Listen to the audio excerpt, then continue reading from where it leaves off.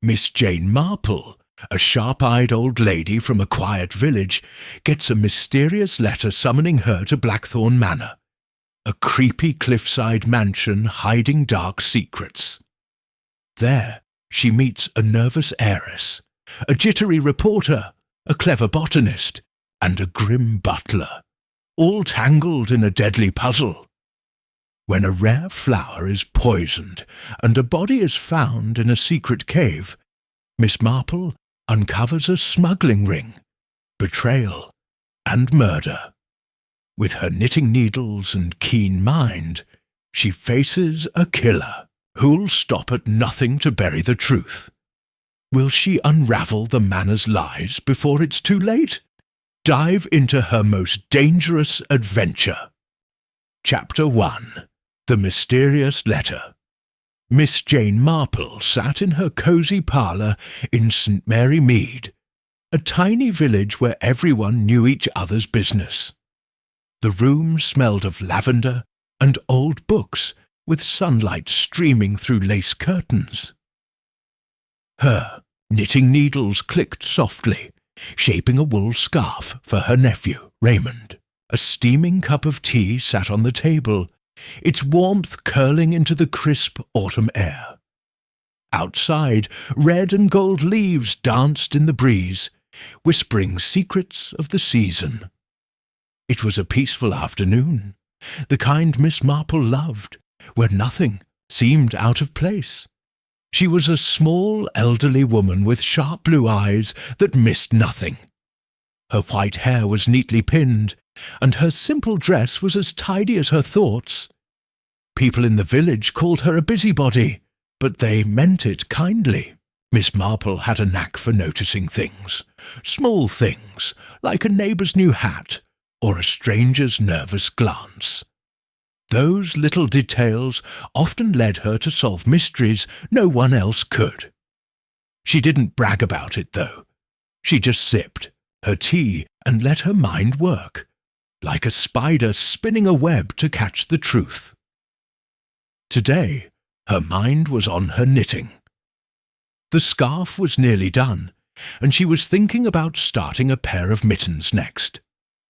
The quiet was soothing, broken only by the tick of the grandfather clock in the corner.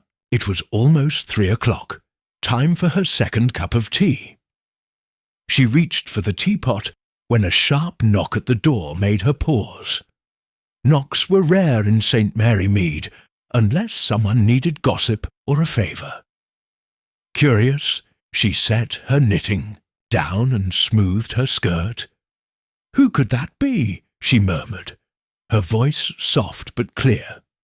She wasn't expecting visitors. Her maid, Florence, was out buying groceries, so Miss Marple shuffled to the door herself. Her steps were slow but steady, her back straight despite her age. She opened the door to find Mr. Tompkins, the postman, standing on her doorstep. He was a cheerful man with a round face and a moustache that twitched when he smiled. "Afternoon, Miss Marple," he said, tipping his cap. "Got a letter for you. Came in with the morning post, but I saved it for last. Looks important." She handed her a single envelope, his eyes bright with curiosity. Mr. Tompkins loved delivering mail, especially when it looked mysterious. This letter certainly did. "Thank you, Mr. Tompkins," Miss Marple said, taking the envelope. It was heavy, made of thick cream paper that felt expensive. There was no return address, just her name written in bold, flowing ink. Miss Jane Marple, St. Mary Mead. A crimson wax seal held it closed, stamped with a strange crest. A lion and a rose, twisted together. She'd never seen it before. "Reply?" Mr. Tompkins asked, lingering a bit. He was hoping for a hint about the letter's contents, but Miss Marple only smiled. "Not today, thank you," she said politely. He nodded, disappointed, and pedalled off on his bicycle, the wheels crunching on the gravel path. Miss Marple closed the door and returned to her parlour, the letter in her hands. She sat down, her knitting forgotten, and studied the envelope. It wasn't often she got mail, and never anything like this. Her fingers traced the wax seal, feeling its smooth edges. Something about it made her heart beat a little faster.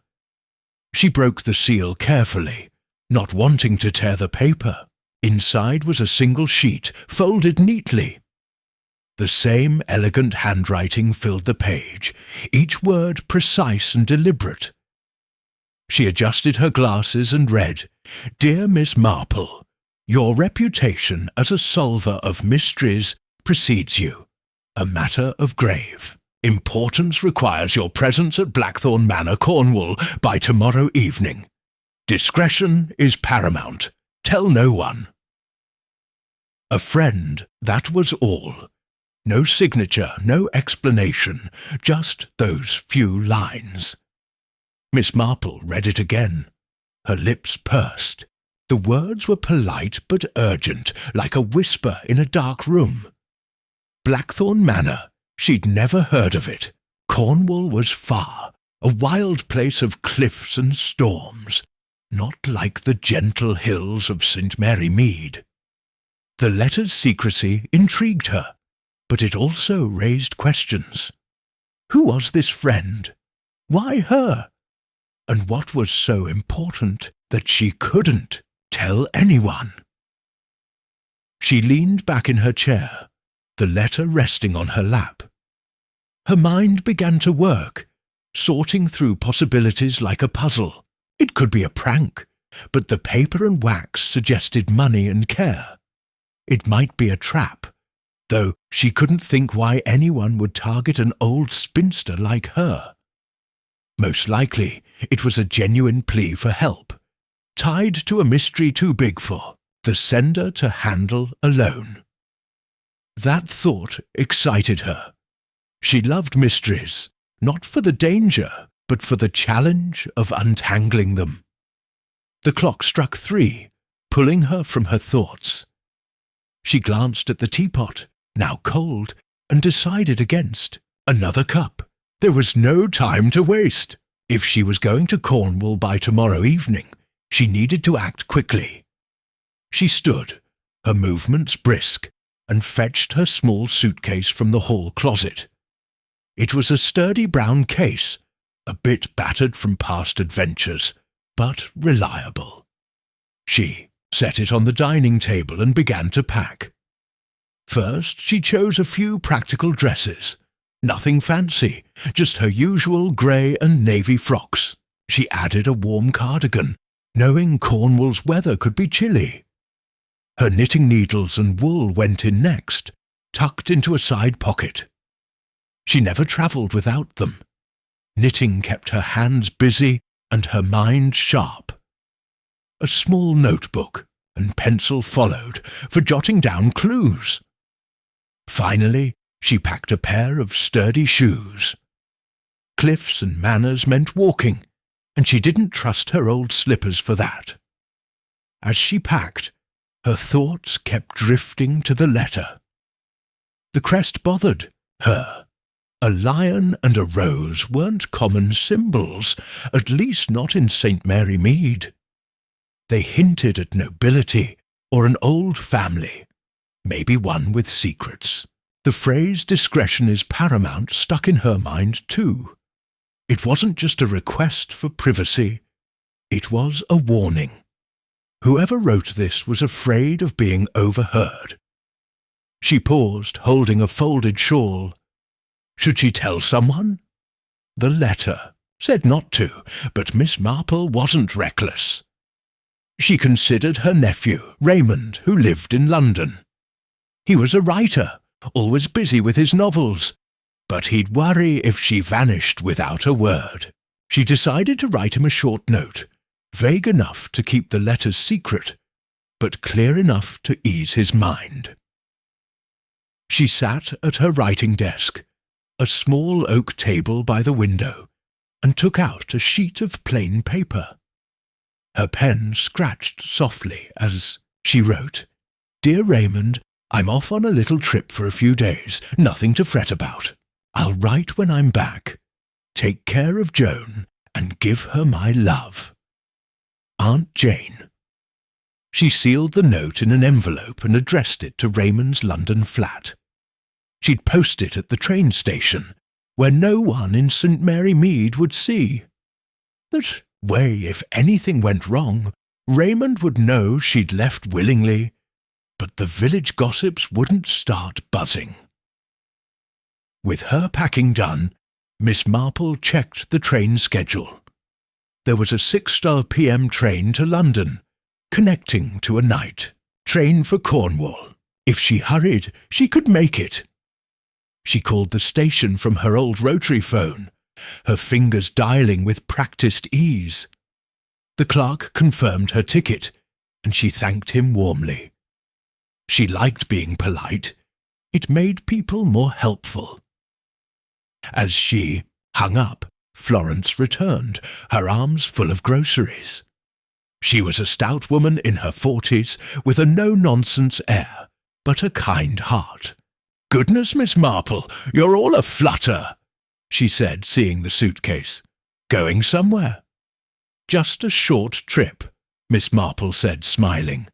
"I'll be back soon. Could you look after the house, Florence? Water the geraniums, and don't let Mrs. Price borrow my teapot again." Florence chuckled. "I'll guard it with my life. Safe travels, miss." She didn't pry, which Miss Marple appreciated. Florence knew her employer had a way of getting into adventures, and she trusted her to handle them. Miss Marple put on her coat, a sensible grey one with deep pockets, and her best hat, a navy cloche with a small feather. She checked her purse, money, train ticket, the letter, and her reading glasses. Everything was in order. She picked up her suitcase and stepped outside, locking the door behind her. The air was cool, with a hint of rain. She walked to the village square, her shoes clicking on the cobblestones. The square was quiet, just a few villagers chatting by the bakery. Mrs. Price, the worst gossip in St. Mary Mead, was there, her eyes darting toward Miss Marple. "Off somewhere, Jane," she called, her voice syrupy. "Just visiting a friend," Miss Marple said lightly, not stopping. Mrs. Price huffed, annoyed at the lack of details, but Miss Marple didn't care. She had a train to catch and a mystery to solve. At the station, she posted Raymond's letter and boarded the train. It was an old steam engine, puffing clouds of white smoke. She found her seat by the window and settled in, her suitcase at her feet. The carriage was half empty, with a few businessmen reading newspapers and a young mother soothing her baby. Miss Marple took out her knitting, the needles clicking in rhythm with the train's clatter. As the train rolled through the countryside, the fields gave way to hills, then towns. The sun set, painting the sky orange and pink. Miss Marple's thoughts turned back to the letter. She pulled it from her purse and read it again, her eyes lingering on the word's grave importance. They felt heavy, like a storm cloud waiting to burst. She folded the letter and tucked it away, her fingers brushing the wax seal's broken edges. The train's motion was soothing, but her mind wouldn't rest. She thought about Blackthorn Manor, imagining a grand old house with dark corners and locked rooms. She pictured the people she might meet, servants' family, maybe a villain hiding in plain sight. Her years in St. Mary Mead had taught her that evil wasn't always loud or obvious. Sometimes it was a quiet smile, or a too-perfect story. She glanced out the window, where the world was now dark, lit only by the train's faint glow. Her reflection stared back, calm but alert. This adventure felt different, more dangerous. The letter's secrecy, the strange crest, the urgency, it all pointed to something big. She wasn't afraid, not exactly, but she was cautious. She'd need all her wits for this. The train whistle blew, signalling a stop in London. Miss Marple gathered her things and stepped onto the platform. The city's noise and lights a sharp contrast to St. Mary Mead. She had an hour before the Cornwall train, so she bought a cup of tea from a stall and sat on a bench, watching the crowd. People hurried by, each with their own story, but none knew hers. She liked that. It made her feel invisible, free to observe. When the Cornwall train was announced, she boarded and found her seat. This train was older, its seats worn but comfortable. She didn't knit now. She watched the night pass by, the stars bright above the fields. Her suitcase sat beside her, a reminder of the journey ahead. She thought of the letter one last time, its words echoing in her mind. "Tell no one." "I won't," she whispered to herself, her voice lost in the train's rumble. She leaned back, closing her eyes, ready for whatever waited at Blackthorn Manor. The mystery was calling, and Miss Jane Marple was never one to ignore a call. Chapter 2. Arrival at Blackthorn Manor. The train rattled through the night, its wheels clacking against the tracks as it carried Miss Jane Marple toward Cornwall. She sat by the window, her small suitcase tucked beside her, watching the dark countryside blur past. The stars glittered above, but clouds were gathering, heavy with the promise of rain. Her knitting lay untouched in her lap. Her mind was too busy, turning over the mysterious letter that had brought her here. A matter of grave importance, it had said. Tell no one. Those words clung to her like damp fog, stirring both curiosity and caution. Miss Marple was no stranger to mysteries.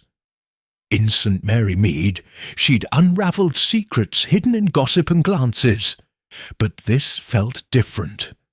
The letter's crimson seal, with its lion and rose crest, hinted at something grander, perhaps, tied to an old family or a hidden truth.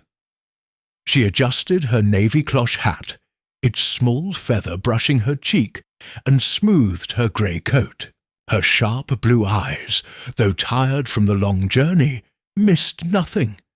Not the nervous fidgeting of the young man across the aisle, or the way the conductor's smile didn't reach his eyes.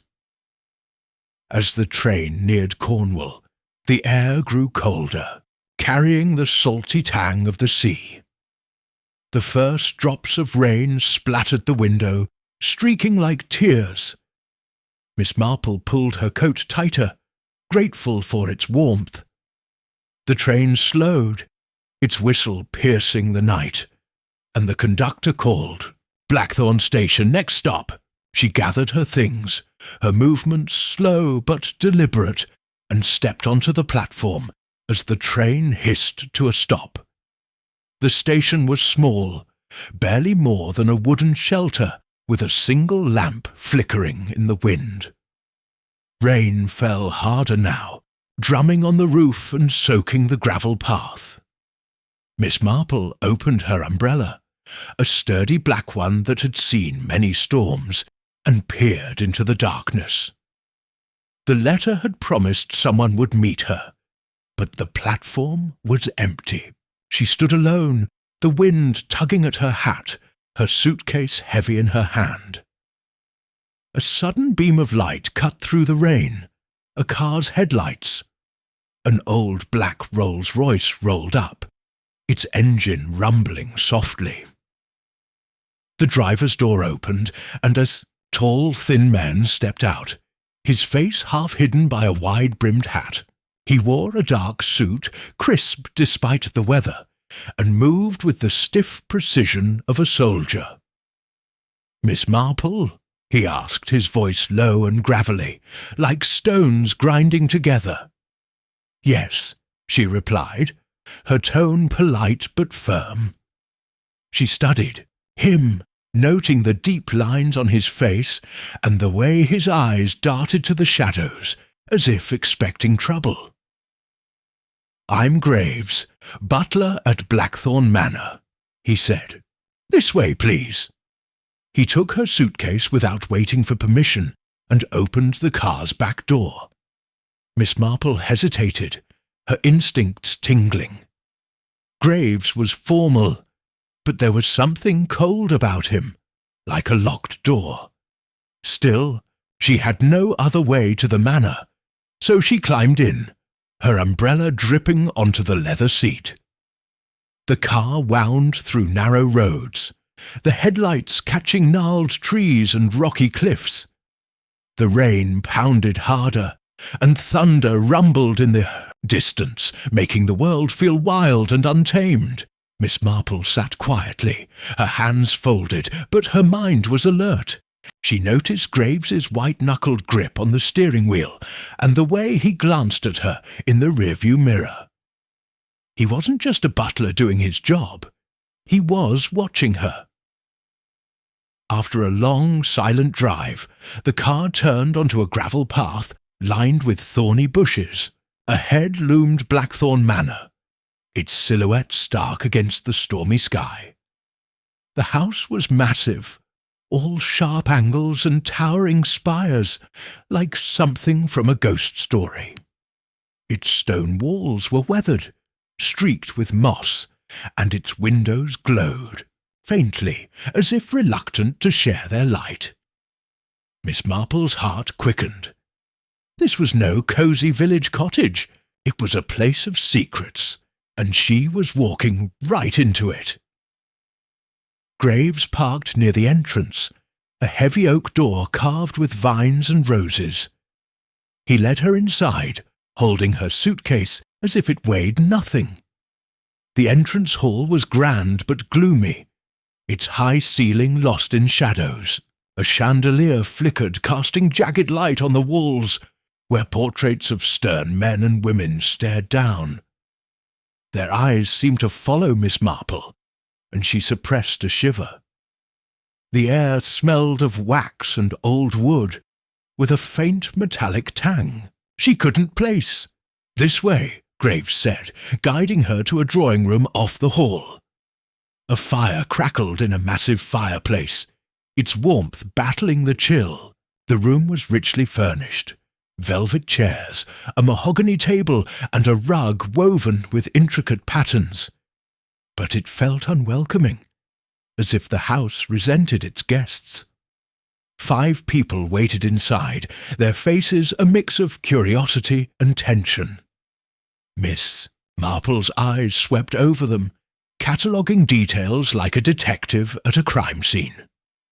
A tall man in his 50s stood by the fire, his hands clasped behind his back. He had sharp features, greying hair, and a posture that screamed authority. His dark suit was tailored, but his eyes were weary, shadowed by worry. This, Miss Marple guessed, was Lord Reginald Blackthorn, the manor's owner. He stepped forward, his voice deep but strained. "Miss Marple, I presume? Welcome to Blackthorn Manor. I'm Reginald Blackthorn. Thank you for coming." She nodded, her smile polite. "A pleasure, Lord Blackthorn." Her tone was warm, but her mind was already working, noting the tightness in his jaw and the way his fingers twitched, as if holding back a secret. Next to him stood a young woman, perhaps 25, with striking beauty. Her blonde hair was swept up in a stylish bun, and her emerald dress hugged her figure. She wore a pearl necklace, but her smile was forced, her green eyes darting to the door. "Clara Blackthorn," she said, offering a delicate hand. Miss Marple shook it, feeling the girl's cold fingers tremble. Clara was nervous, and not just about meeting a stranger. A woman in her 40s sat in an armchair, her posture rigid. She wore a practical brown suit, her dark hair pulled back tightly. Her glasses magnified sharp, intelligent eyes that studied Miss Marple like a specimen. "Dr. Evelyn Hart," she said, her voice crisp. "Botanist." The word carried weight, as if it explained everything. Miss Marple nodded, intrigued. A botanist in a manor full of secrets was no coincidence. A jittery man in his 30s paced near the window, his cheap suit rumpled. He had thinning hair and a sweaty brow, his hands twisting a handkerchief. "Victor Klein," he muttered, barely meeting her eyes. "Journalist." His voice shook, and Miss Marple wondered what a nervous reporter was doing here. He seemed more likely to flee than investigate. Finally, a plump woman in her 60s lounged on a sofa, her purple dress adorned with gaudy jewels. Her face was powdered, her lips bright red, and her laugh was loud, like a bell. "Beatrice Lyle," she said, waving a fan. "Such a thrill to meet you, Miss Marple. I've heard all about your little mysteries." Her tone was friendly, but her eyes were sharp, hungry for gossip. Miss Marple smiled, recognizing a busybody like herself, though far less subtle. Graves set her suitcase by the door and left without a word, his footsteps echoing in the hall. Lord Blackthorne cleared his throat, drawing everyone's attention. "You're all here for the same reason," he said, his voice heavy. "My brother, Sir Henry Blackthorne, vanished a month ago. He left a note, cryptic and troubling, about a hidden truth in this manor. The police found nothing, so I've called you, each with unique skills, to uncover what happened." He passed around a small paper, its edges worn. Miss Marple read it carefully. "Reginald, the truth is in the manor, buried deep. Find it or it finds you. Henry." The words were scrawled in haste, the ink smudged. She handed it back, her mind racing. The note wasn't just a clue, it was a warning. "Why us?" Victor asked, his voice high. "I'm just a reporter. I don't solve mysteries." He wiped his brow, his handkerchief damp. "Because," Lord Blackthorne said, "Henry trusted few, but he spoke of each of you.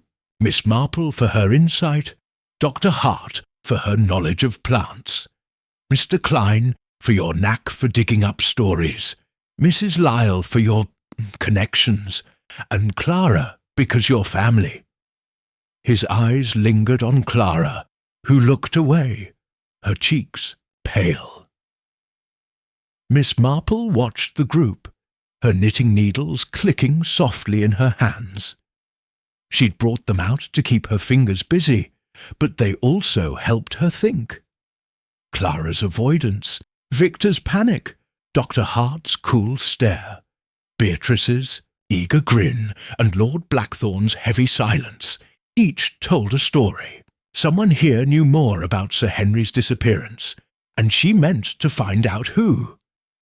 The fire popped, sending sparks up the chimney. Outside, thunder crashed, shaking the windows. Beatrice gasped, then laughed. "What a dramatic night!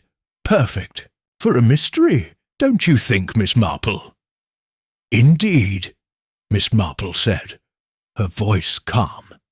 "Mysteries thrive in storms." Her eyes flicked to Graves, who'd returned silently, standing by the door like a shadow. His face was blank, but his hands were clenched, knuckles white. She made a mental note. The butler was more than he seemed. Lord Blackthorn gestured to a side table where a maid had set out tea and sandwiches. "Dinner will be later," he said. "Please, make yourselves comfortable. Your rooms are ready upstairs. Tomorrow we'll begin searching the manor." The group moved to the table, but the air was thick with unease. Clara picked at a sandwich, her eyes on the floor. Victor gulped his tea, spilling some on his shirt. Dr. Hart stood apart, sipping slowly, her gaze scanning the room. Beatrice chattered about London gossip, but no one listened. Miss Marple took a small sip of tea, its warmth steadying her, didn't eat. She was too busy watching. As the group dispersed to their rooms, Graves led Miss Marple up a wide staircase, its banister carved with roses. Her room was at the end of a long hall, its walls lined with more grim portraits. The room itself was large but cold, with a four-poster bed, a dresser, and a window overlooking the cliffs. Rain lashed the glass, and the sea roared below, a wild, angry sound. "Your things, Miss," Graves said, setting her suitcase by the bed. He paused, his eyes meeting hers for a moment. "Be careful," he said softly, then left, closing the door with a click. Miss Marple stood still, the butler's words echoing in her mind. "Be careful." Was it a warning or a threat? She locked the door, her fingers steady despite the chill in her bones. She unpacked slowly, hanging her dresses in the wardrobe and setting her knitting on the bedside table. The letter went into her purse, safe but close. She sat on the bed, its mattress creaking under her slight weight. The room felt alive with secrets, as if the walls themselves were whispering. She thought of Sir Henry's note. The truth is in the manor, buried deep. Whatever it was, it had drawn her here, along with 5 strangers, each hiding something. Outside the storm raged, lightning flashing across the cliffs. Miss Marple stood by the window, her reflection faint in the glass. She wasn't afraid, not yet, but she was ready. Blackthorn Manor was a puzzle, and she'd solve it, one clue at a time. Her knitting needles lay waiting, and so did the truth. Chapter 3. The First Clue. The storm raged outside Blackthorn Manor, its winds howling like restless spirits. Inside, Miss Jane Marple sat through a tense dinner with the others, her sharp blue eyes watching every glance and gesture. Lord Reginald Blackthorn presided at the head of the long dining table, his face grim under the chandelier's dim glow.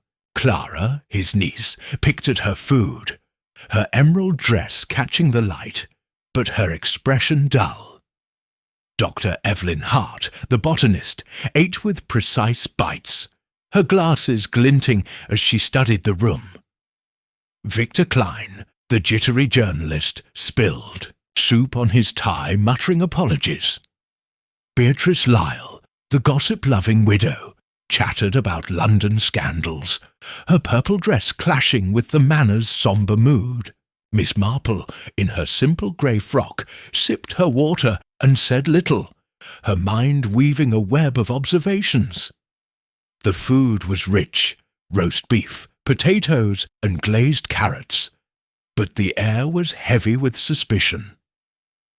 No one mentioned Sir Henry's disappearance directly, but his absence hung over them like a shadow.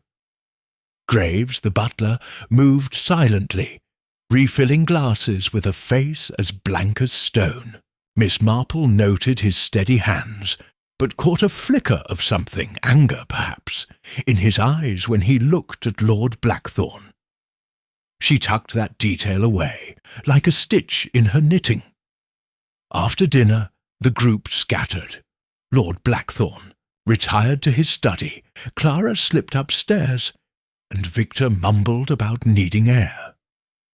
Dr. Hart said she'd check her notes, while Beatrice lingered, hoping for gossip. Miss Marple excused herself, claiming tiredness, but sleep was far from her mind. The letter that brought her here, a matter of grave importance, burned in her thoughts. She needed to explore, to find the first thread of this mystery.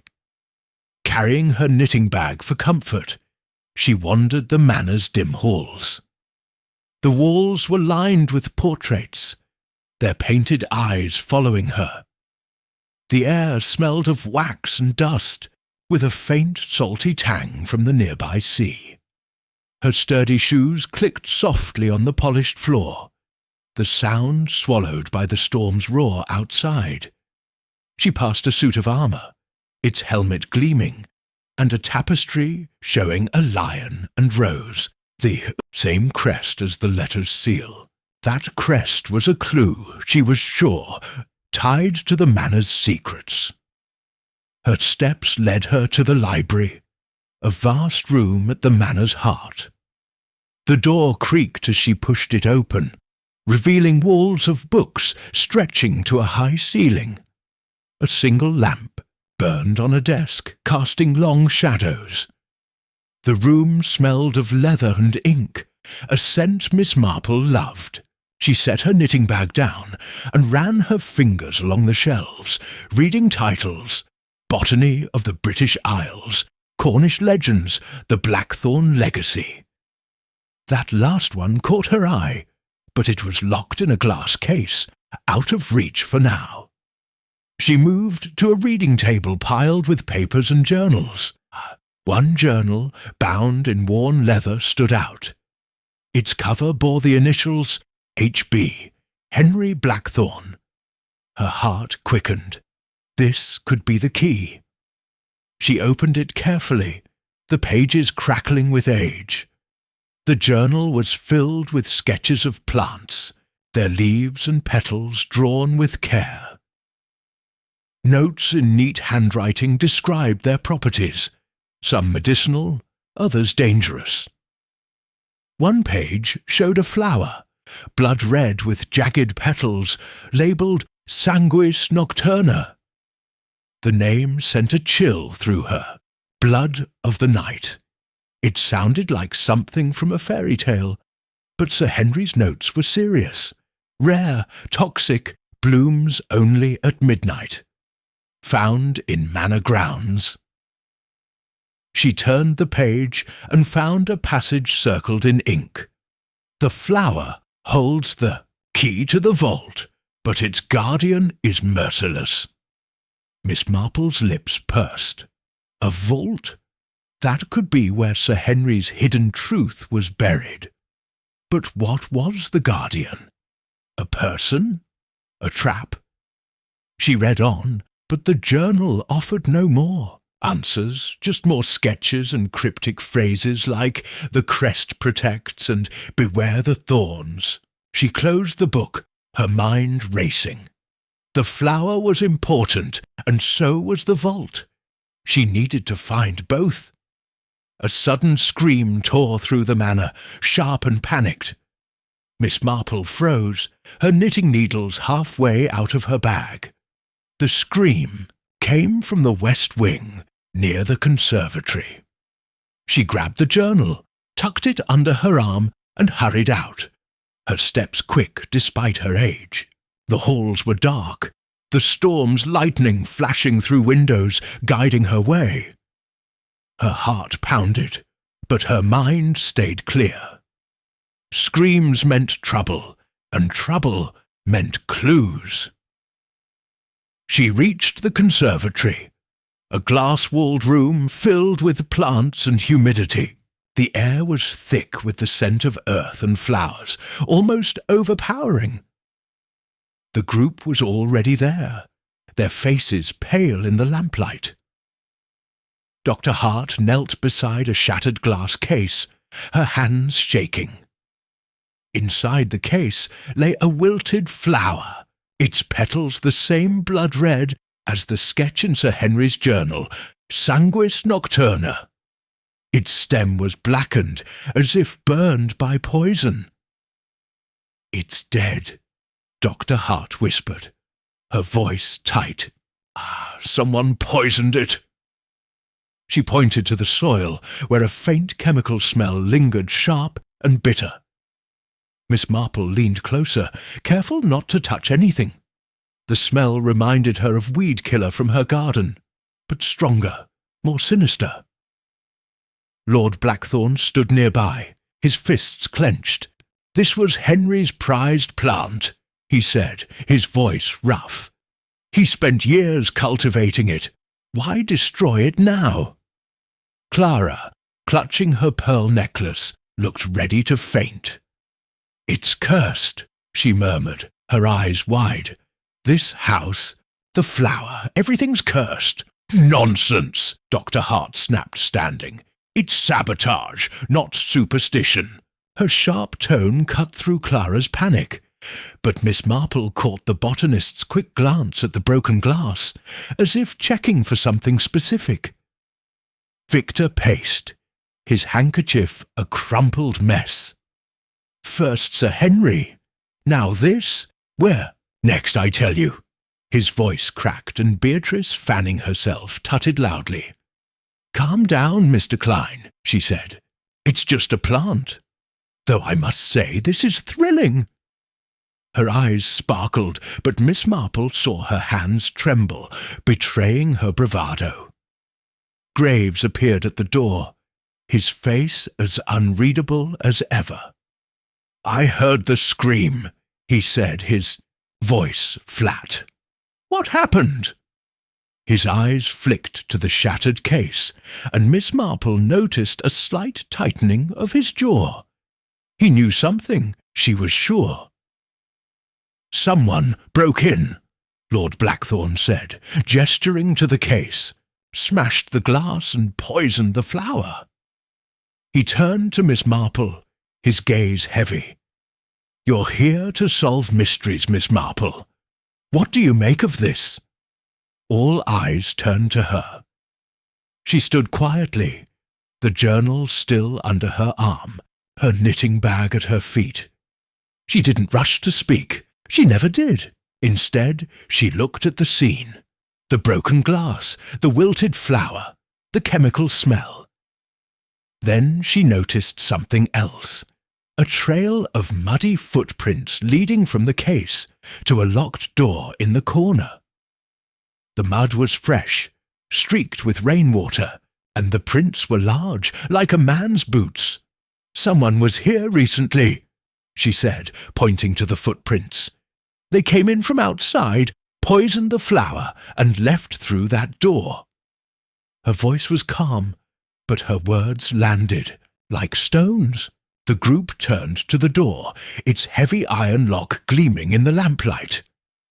"That leads to the garden," Graves said quickly. "It's always locked. No one uses it." His tone was too smooth, and Miss Marple's eyes narrowed. Always locked, yet the mud was fresh. She didn't challenge him, not yet.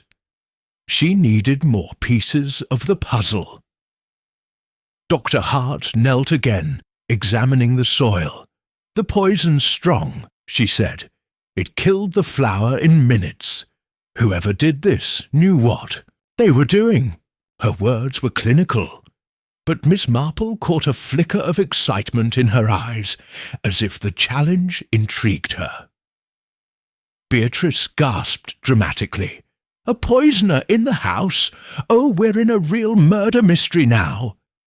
She fanned herself faster, but Miss Marple saw her glance at Clara, who was staring at the floor, her face pale. Victor stopped pacing, his voice shrill.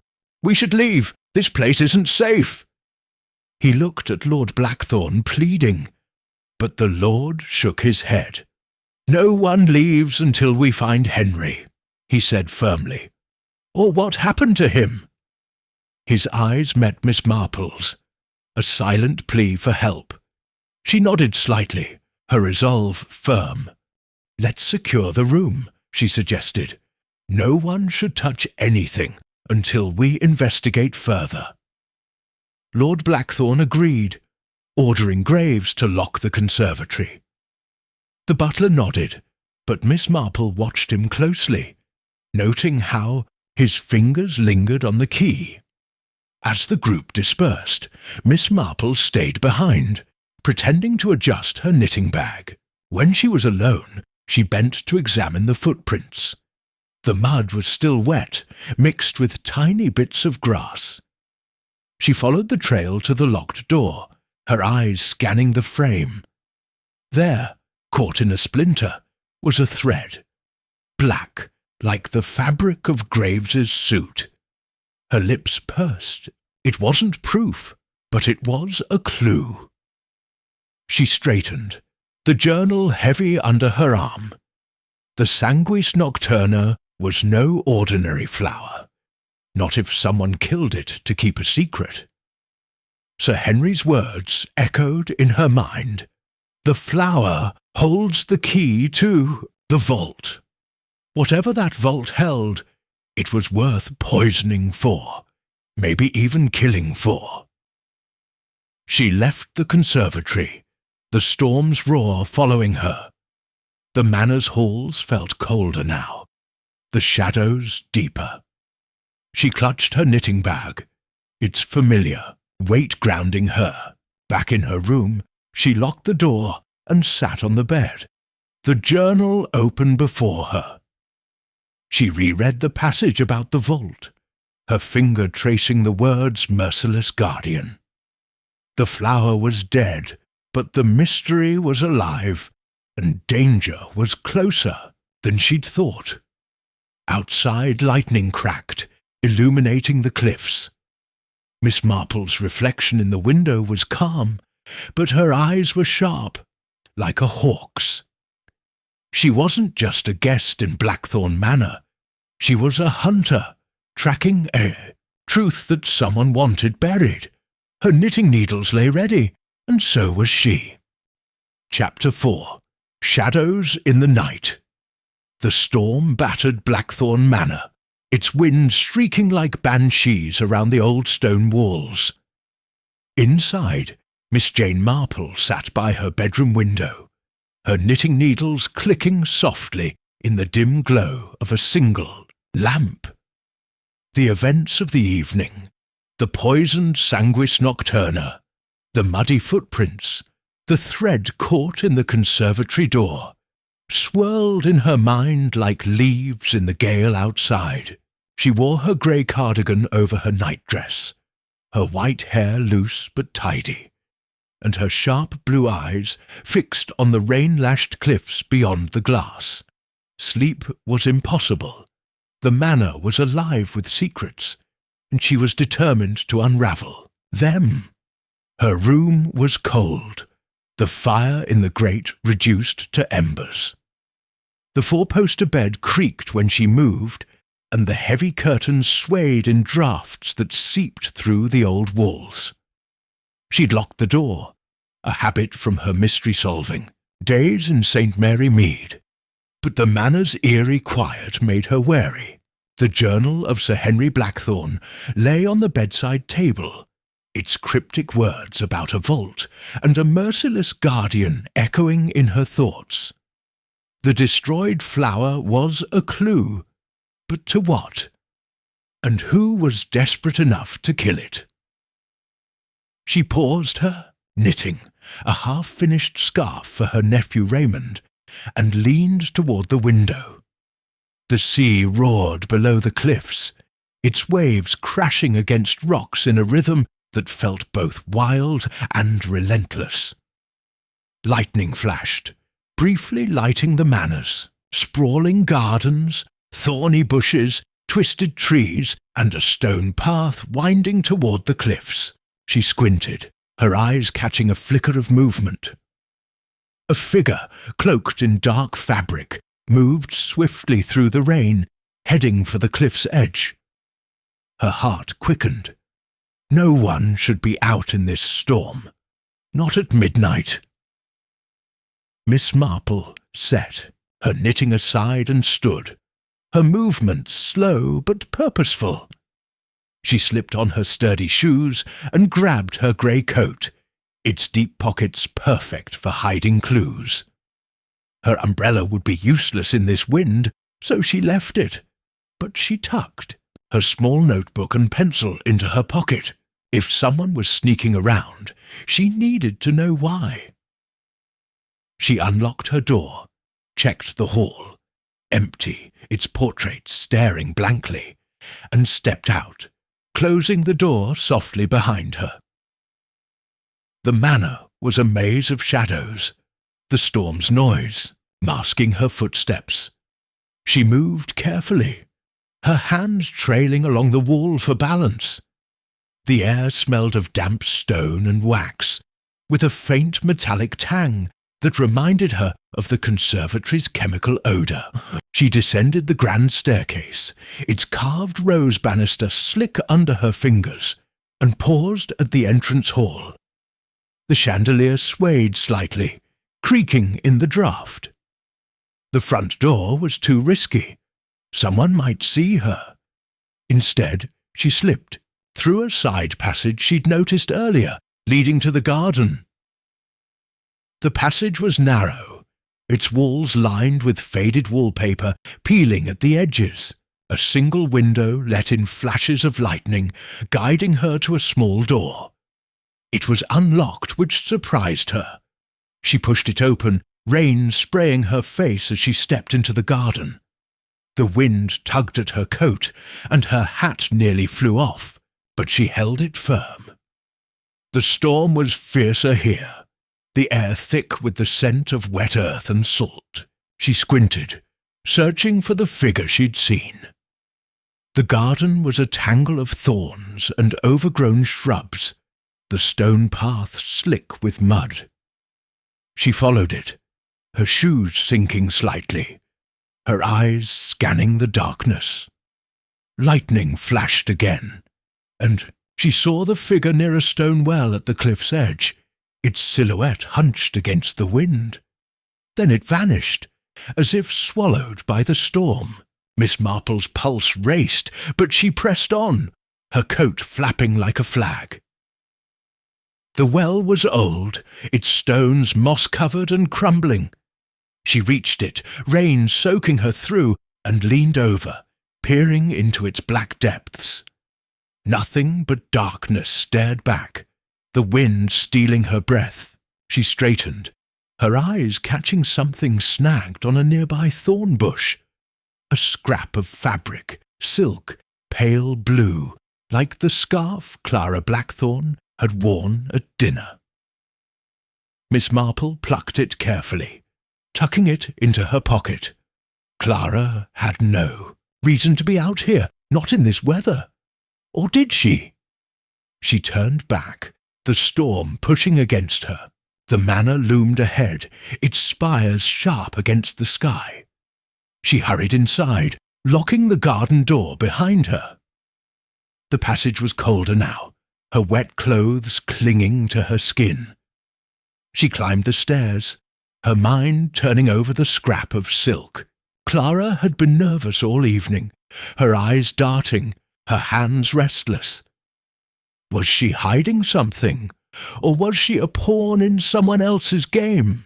Back in her room, Miss Marple locked the door and changed into dry clothes, her fingers stiff from the cold. She spread the silk scrap on the table, examining it under the lamp. It was definitely Clara's. Same colour, same delicate weave. She jotted a note in her notebook. Clara, garden, midnight. Why? Then she picked up Sir Henry's journal, hoping for more clues. The passage about the sanguis nocturna and the vault was still her best lead, but the Guardian worried her. Was it a person, like Graves, whose cold eyes hid secrets? Or something mechanical, a trap set to protect the vault? She sat by the window again, too alert to sleep. The storm was easing, the rain softer now, but the sea still roared. She thought of the group. Lord Blackthorn's heavy silence, Dr. Hart's sharp mind, Victor's panic, Beatrice's gossip, and Clara's fear. Each was a piece of the puzzle, but none fit yet. And Graves, the butler, with his quiet steps and clenched fists, he was a shadow in the background, always watching. Morning came slowly, the sky grey but calm. Miss Marple, dressed in her navy frock, pinned her hair and tucked the journal into her knitting bag. She joined the others for breakfast in the dining room, where a weak sun filtered through tall windows. The mood was grim, the poisoned flower still fresh in everyone's minds. Lord Blackthorn sat at the table's head, his coffee untouched. Dr. Hart read a book, her fork moving mechanically. Victor fidgeted, his eyes red from lack of sleep. Beatrice chattered about the storm, her jewels glinting. Clara was late, her chair empty. Miss Marple sipped her tea, her eyes on Clara's place. When the girl finally appeared, her face was pale, her blue scarf missing. She wore a green dress, her hair slightly messy, as if she'd dressed in a hurry. "Sorry," she mumbled, sitting. "I overslept." "No wonder with that storm," Beatrice said, fanning herself. "Kept me up half the night." Her tone was light, but her eyes flicked to Clara, hungry for a reaction. Miss Marple said nothing, her knitting needles clicking softly. After breakfast, she found Clara alone in the drawing-room, staring at the fire. "Good morning, dear," Miss Marple said, her voice gentle. "I hope you're feeling better." Clara started, her hands twisting. "Oh, yes, thank you. Just tired." Her smile was weak, her eyes avoiding Miss Marple's. "I found something in the garden last night," Miss Marple said, pulling the silk scrap from her pocket. "It looks like your scarf." She held it out, watching Clara's face, the girl's, eyes widened, her cheeks flushing. I don't know how it got there," she stammered. "I was out, yes, but just for air. The house feels so heavy." Her words tumbled out, too fast, like a rehearsed lie. Miss Marple nodded, her expression kind, but her mind sharp. "Of course, dear. It's easy to lose things in a storm." She tucked the scrap away, letting Clara think she believed her. The girl was hiding something, but pressing her now would only make her clam up. As Clara hurried off, Miss Marple sat by the fire, her knitting resuming its steady rhythm. She thought of Victor, whose panic seemed to grow by the hour. At breakfast, he'd muttered about a curse on the manor, his hands shaking. She'd heard similar talk in St. Mary Mead, superstition masking fear of the truth. Victor was a journalist, used to chasing stories, but here he was unravelling. Was he scared of the mystery, or did he know something dangerous? She decided to talk to him. She found him in the library, hunched over a newspaper, his face sweaty. "Mr. Klein," she said, sitting nearby, "you seem troubled. Is it the flower?" Hedu jumped, his newspaper crumpling. "It's everything," he said, his voice low. "This place, Sir Henry, the curse, it's all wrong. We shouldn't be here." His eyes darted to the door, as if expecting someone to burst in. "Curse?" Miss Marple asked, her tone curious but calm. "What have you heard?" He leaned closer, his voice a whisper. "The Blackthorns have secrets, old ones. Smuggling, maybe worse. Sir Henry was digging into it, and now he's gone. That flower was part of it, I know it. He wiped his brow, his handkerchief damp. Miss Marple nodded, her needles clicking. Interesting. Did Sir Henry tell you this? She kept her voice soft, encouraging him to talk. No, but I heard things. In London, before I came. Rumours about the manor. He stopped, his face paling. I've said too much. He stood abruptly, nearly knocking over his chair, and fled the room. Miss Marple watched him go, her mind turning over his words. Smuggling was a bold claim, but not impossible. Cornwall's cliffs were perfect for hiding illegal goods, and the Blackthorn crest suggested wealth with a dark edge. Victor's fear was real, but was it from rumours, or something he'd seen? She returned to her room, locking the door. The journal was her anchor, its pages holding the mystery's heart. She reread the Sanguis Nocturna passage, her finger tracing the sketch of the blood-red flower. The vault was key, but where was it? And why poison the flower now, after Sir Henry's disappearance? Someone was covering tracks, and Clara's midnight walk was part of it. The day passed quietly, the manor's gloom unbroken. Miss Marple kept to herself, observing from corners. Graves moved like a ghost, his eyes always on the group. Dr. Hart spent hours in the conservatory, studying the poisoned soil. Beatrice gossiped, but her stories were empty, fishing for secrets. Lord Blackthorn stayed in his study, his door closed. Clara avoided everyone, her scarf still missing. By evening, Miss Marple's suspicions grew. The silk scrap, Victor's rumours, the journal's clues, they pointed to a web of deceit. Someone in the manor was a liar, maybe a killer. She sat by her window again, the sea calmer now, its waves a steady murmur. Her knitting needles clicked, each stitch a step closer to the truth. Blackthorn Manor was a dangerous place, but Miss Marple was no stranger to danger. She'd follow the clues wherever they led. Chapter 5. The Vault Revealed. The morning sun struggled through the grey clouds over Blackthorn Manor, casting a pale light on the cliffs. Miss Jane Marple sat in her chilly bedroom, her knitting needles clicking softly as she pieced together the mystery's tangled threads. The poisoned Sanguis Nocturna in the conservatory, Clara's silk scrap found in the garden, Victor's nervous talk of a curse, and Sir Henry's journal with its cryptic note about a vault and a merciless guardian, swirled in her mind. Her sharp blue eyes scanned the journal's sketch of the blood-red flower, its petals jagged like a warning. The flower holds the key to the vault, Sir Henry had written.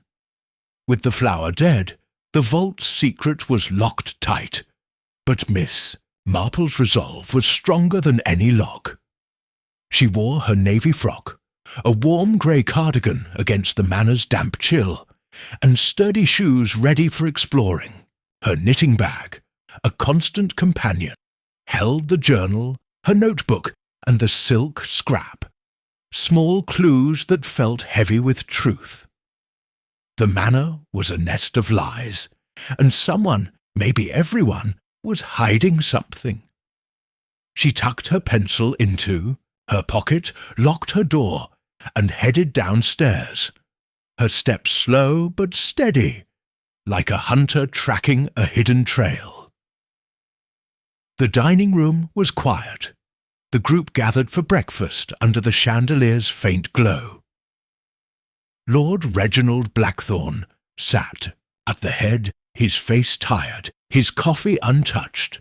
Clara, pale in a grey dress, stared at her toast, her fingers twisting a napkin. Dr. Evelyn Hart, in a crisp brown suit, ate with precise bites, her glasses glinting as she glanced at Miss Marple, as if measuring her. Victor Klein, sweaty and jumpy, spilled jam on his shirt, muttering apologies. Beatrice Lyle, in a bright pink dress, fanned herself, her jewels sparkling as she chattered about the storm. Graves, the butler, served silently, his dark suit spotless. But Miss Marple caught the tension in his hands as he poured tea. Her knitting needles clicked in her lap, a steady rhythm that kept her thoughts clear. "Any news on Henry?" Lord Blackthorne asked, his voice heavy. His eyes flicked to Miss Marple, then Dr. Hart, hoping for answers. Dr. Hart set down her fork, her voice sharp. "I read Sir Henry's journal last night. Lord Blackthorne shared a copy. The Sanguis Nocturna wasn't just a plant. It was tied to a hidden vault. I think there's a secret greenhouse where he grew more. We should look."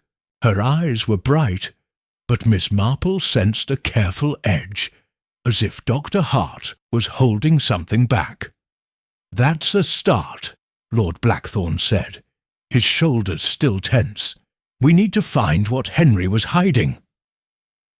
His gaze lingered on Clara, who looked away, her cheeks pink. Beatrice leaned forward, her fan snapping shut. "A secret greenhouse? How exciting! Is it full of treasure, do you think?" Her laugh was loud, but her eyes were sharp, fishing for gossip. Victor shook his head, his voice high. "It's not treasure, it's danger. We're messing with things we don't understand." He wiped his brow, his handkerchief damp, and Miss Marple noted his trembling hands. He was scared, but was it the mystery, or something he knew? Clara spoke softly, barely audible. "Uncle Henry loved plants. If there's a greenhouse, it's his." Her words were simple, but Miss Marple saw her fingers tear the napkin, a sign of nerves. Miss Marple sipped her tea, her eyes sweeping the group. "A greenhouse could hold answers," she said, her voice gentle but firm. "We should check it soon." She watched Graves, who stood by the door, his face blank, but his eyes alert. The mud on his boots from the conservatory footprints nagged at her. Was he the poisoner, or just a piece of the puzzle? After breakfast, Dr. Hart led Miss Marple to the manor's grounds, her notebook tucked under her arm. "Henry's journal mentioned a private greenhouse, hidden from the main gardens," she said, her voice low. "If we find it, we might crack the vault." Her steps were quick, and Miss Marple followed, her knitting bag over her shoulder, her eyes scanning the path. The grounds were damp from the storm, the air thick with the smell of wet earth and salt. Thorny bushes lined the trail, snagging at. Their clothes and the cliffs loomed nearby. The sea's roar, a steady hum. They reached a clearing deep in the woods, where a small stone building stood, its walls draped in ivy. Its glass roof was cracked, and a heavy iron door bore the lion and rose, crest from the letter's seal. Miss Marple's heart quickened. This was no ordinary greenhouse. It was a vault of secrets. "This is it," Dr. Hart said, her voice tight. She traced the crest with her finger, then opened her notebook, flipping to a page of chemical formulas. Henry wrote about a lock that needs a compound from the Sanguis Nocturna's sap. "I can mix it, but it's tricky, needs rare acids. I found some in his lab notes." Her tone was confident, but Miss Marple caught a flicker of unease, as if the lock held more than a door. Miss Marple nodded, her mind racing. The journal had hinted at this, a biological key tied to the flower. She pulled out the journal from her bag, finding the Sanguis Nocturna page. It says the flower's sap is the key, but the guardian is merciless. We must be careful. Her voice was calm, but her eyes were sharp, watching Dr. Hart's reaction. Dr. Hart's lips tightened, but she nodded. I'll work fast. She set up a small table inside the greenhouse, its air humid and thick with the scent of plants. Vials and bottles clinked as she mixed liquids, her hands steady, but her brow creased. Miss Marple stood nearby, her knitting, bag at her feet, observing the shelves of wilted plants and dusty tools. A faint chemical smell lingered, like the poison in the conservatory, and she noted a pair of muddy boots in the corner, large, like Graves's. As Dr. Hart poured a glowing green liquid into a vial, a loud crash shattered the quiet. The greenhouse's glass roof exploded inward, shards raining down. Miss Marple ducked, her heart pounding, as a masked figure in a dark cloak leapt through the hole, landing with a thud. The figure grabbed a vial from the table and sprinted for the door, but not before Miss Marple saw the boots, black, polished, streaked with mud. The figure vanished into the trees, leaving the greenhouse in chaos. Dr. Hart gasped, clutching her notebook. They took the compound! Her voice was sharp, but Miss Marple caught a strange calm in her eyes, as if she wasn't entirely surprised. Miss Marple stood, brushing glass from her cardigan, her mind racing. Not all of it, she said, pointing to a second vial, untouched on the table. We can still try the lock. Her voice was steady, but her suspicions grew. The masked figure moved like Graves, and the mud matched the conservatory's prints. Was he sabotaging them, or working with someone else? Dr. Hart grabbed the vial, her hands shaking slightly. Let's do it now, before they come back. She poured the green liquid into a slot beneath the crest, and the group, summoned by the crash, gathered outside, their faces tense.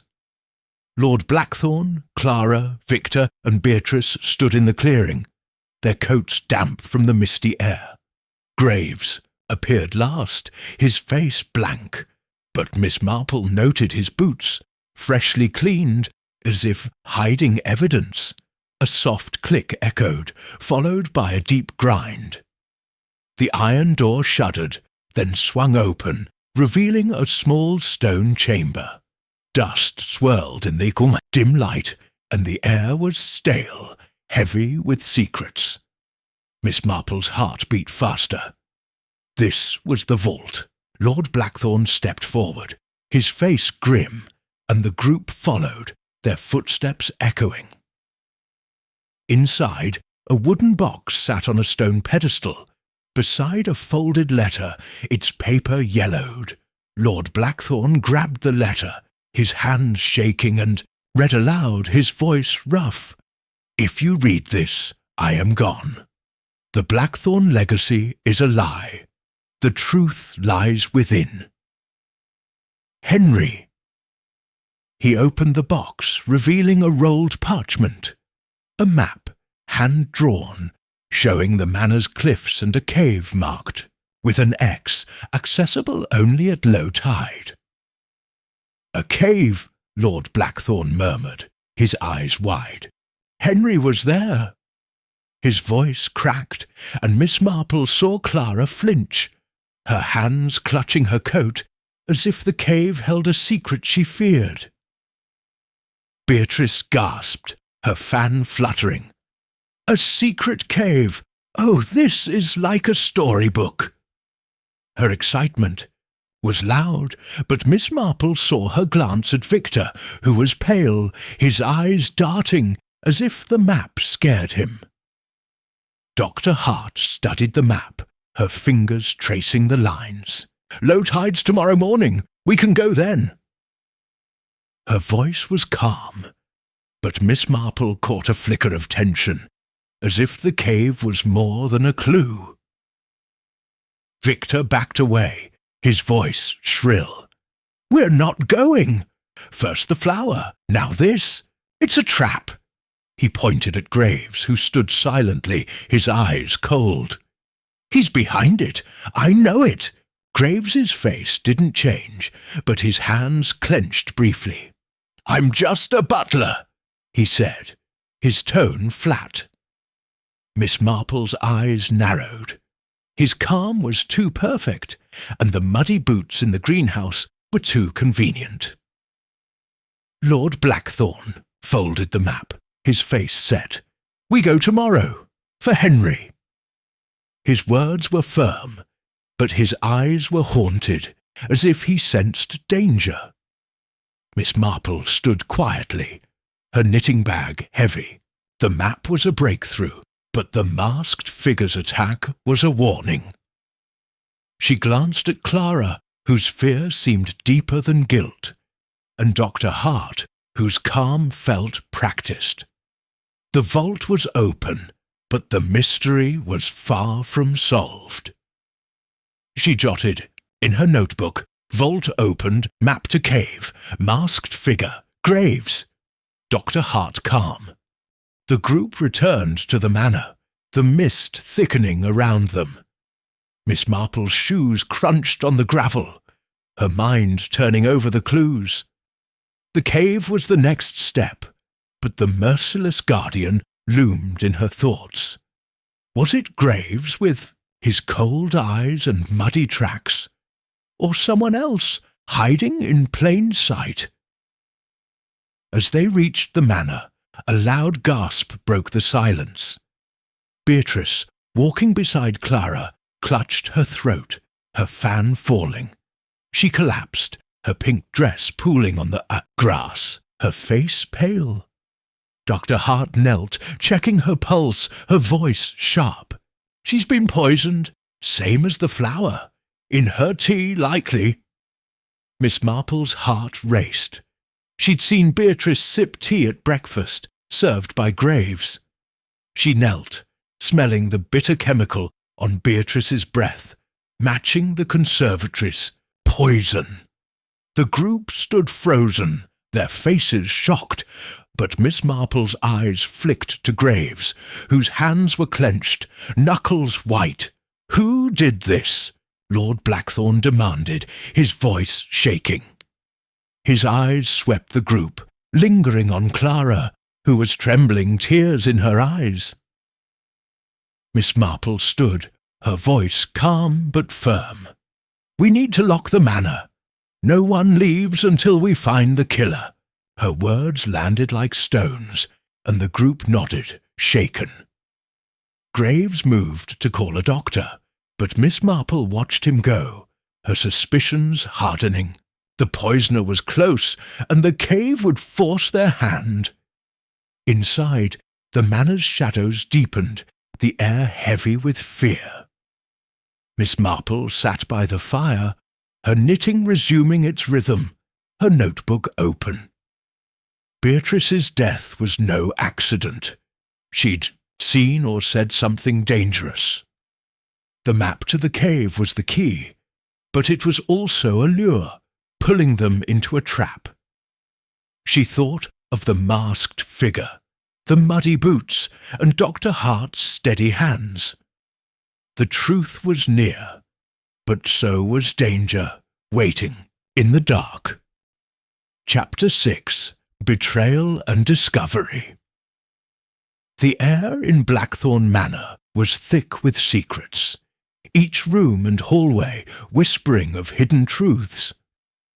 Miss Jane Marple sat in her cold bedroom, her knitting needles clicking softly as she pieced together the morning's discoveries. The hidden greenhouse, its iron door marked with the lion and rose crest, had confirmed Sir Henry's journal. The Sanguis Nocturna held the key to a vault, and someone had poisoned the flower to keep it locked. Dr. Hart's plan to recreate. The flower's chemical compound was a step forward, but the crash in the greenhouse, the shattered roof, and the fleeing masked figure had tightened the knot of danger. Miss Marple's sharp blue eyes, framed by her neat white hair, scanned the journal again, lingering on the words merciless guardian. The vault was close, but so was betrayal. She wore her grey frock, a warm cardigan against the manor's chill, and her sturdy shoes, ready for whatever the day held. Her knitting bag sat beside her, a comforting weight, holding the journal and the silk scrap from Clara's scarf. The scrap, the muddy footprints, Victor's talk of smuggling, and Graves's suspicious mud-stained boots wove a web of clues. Someone in the manor was a liar, perhaps a killer, and Miss Marple was determined to find them.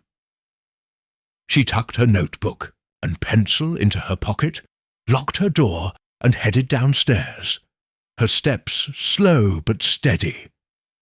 The dining room was tense. The group gathered for lunch under the chandelier's dim glow. Lord Reginald Blackthorne sat at the head, his face pale, his hands gripping his fork too tightly. Clara, in a plain grey dress, stared at her plate, her fingers twisting a napkin. Dr. Evelyn Hart, her brown suit crisp, ate with precision, her glasses catching the light as she glanced at Miss Marple.